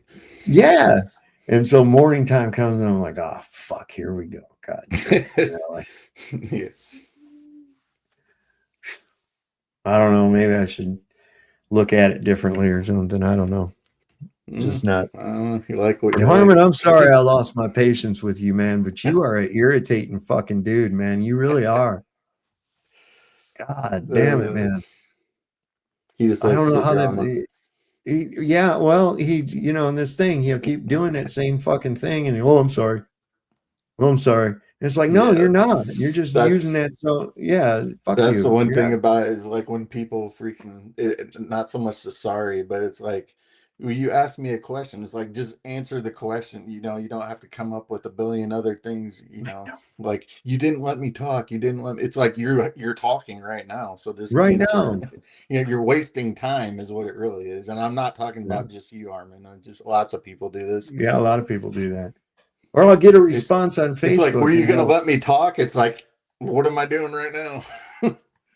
I get a response like on Facebook, and it's like they'll write 3 fucking paragraphs of shit of how my mother hates me and I'm a waste of space and all this other goddamn shit because I'm crushing them in their argument. And and then finally I'll reply to it and I'll say, with all of this words that you took the effort to put in there for your erroneous, subjective, and irrelevant opinion, you could have just answered the fucking question. Right. With a lot less effort. But the problem is you can't answer the question because you are stuck in a fucking corner, and that's why you lashed out at me. You see? When you start asking questions and it threatens their belief, that's when they get angry. We just saw that here earlier. You see? I brought up information that crushed a belief of light not propagating because of the lack of a medium to propagate in. And we know that that's not true, that light works fine in a vacuum. So if anything, a medium disrupts light. Light will travel further in a vacuum than it will It has in to, the yeah, air. because it's blocking it, yeah. Right. So there's that, if it needs a medium so bad, it should really fucking blare right through the fog, huh? The thing about that is it's it's something you could observe. You don't even really have to do an experiment. It's really quite easy, but yeah. Right. Do your headlights work better in fog or without Right. fog? Hazy conditions or clear conditions? Run a light through your window or something or whatever. Right. We start getting too much of a medium when we start getting scattering. That's why that's why you have fog lights, man. You get this scattering, you try to use your brights in fog, you're going to fuck yourself. That's no good. So you get it, what you're trying to do is limit the scattering of the light because of the medium that you're in. Mm-hmm. But you're clear. That's one of the things that I noticed in our whole eyesight is dependent upon light. And when there's things blocking that light, like opacity of the atmos, we don't get as clear of an image. We can't see as far. And that was what amazed me living out there in the Mojave Desert. You could see for fucking miles and miles and miles, man. Yeah. So clear. It would freak you out, and you'd get a tendency, if you're not used to that, to see something and go, well, shit, that's just right over there because you're used to the limit of your vision here. Yeah. Well, you find out just over there is like really far away. You're like, fuck, I should have been there by now, When you don't have any of that ambient light to drown it out, it looks like it's right down on you. Yeah. All right, let me get on off here. Yeah. Thanks for coming up, Cubby. Yep, man. Oh, Harmon, interesting conversation. Learn to listen to what the other people are talking about, though. It's if you're all broadcast and no receive, well, that's just TV. Okay, the communication has to go both ways, and one of the most important portions of the communication is getting the words through. You see, There's two people on. You ever mess with CBs, right? Mm-hmm. If I'm keyed up, you can't talk. You can't talk, right? Mm-hmm. That's same thing. Same thing. No harm and no foul. It's all good. There you go. No harm and no foul. So just learn to settle down a little bit, man. Maybe check into Ritalin or something. I don't know. But I swear to God, it's like that's outdated. Is it really? They probably got better shit. They got better stuff. What's that stuff called? Anyway. Yeah, right. Tune in before you broadcast, right? Tune in. That'll work. All right, guys. Everybody, thanks for showing up. We'll see y'all next time here on Sovereign Soul, Unchained Mind. Don't forget, the Lord loves a working man. Don't never, ever, ever trust Whitey. See your doctor and get rid of him because he'll probably kill you. And it's always better to shit in the sink than it is to sink in the shit. And remember, don't make fucking claims you can't back up just because you heard somebody say something. We should have learned that by now. That's why you're in flat earth.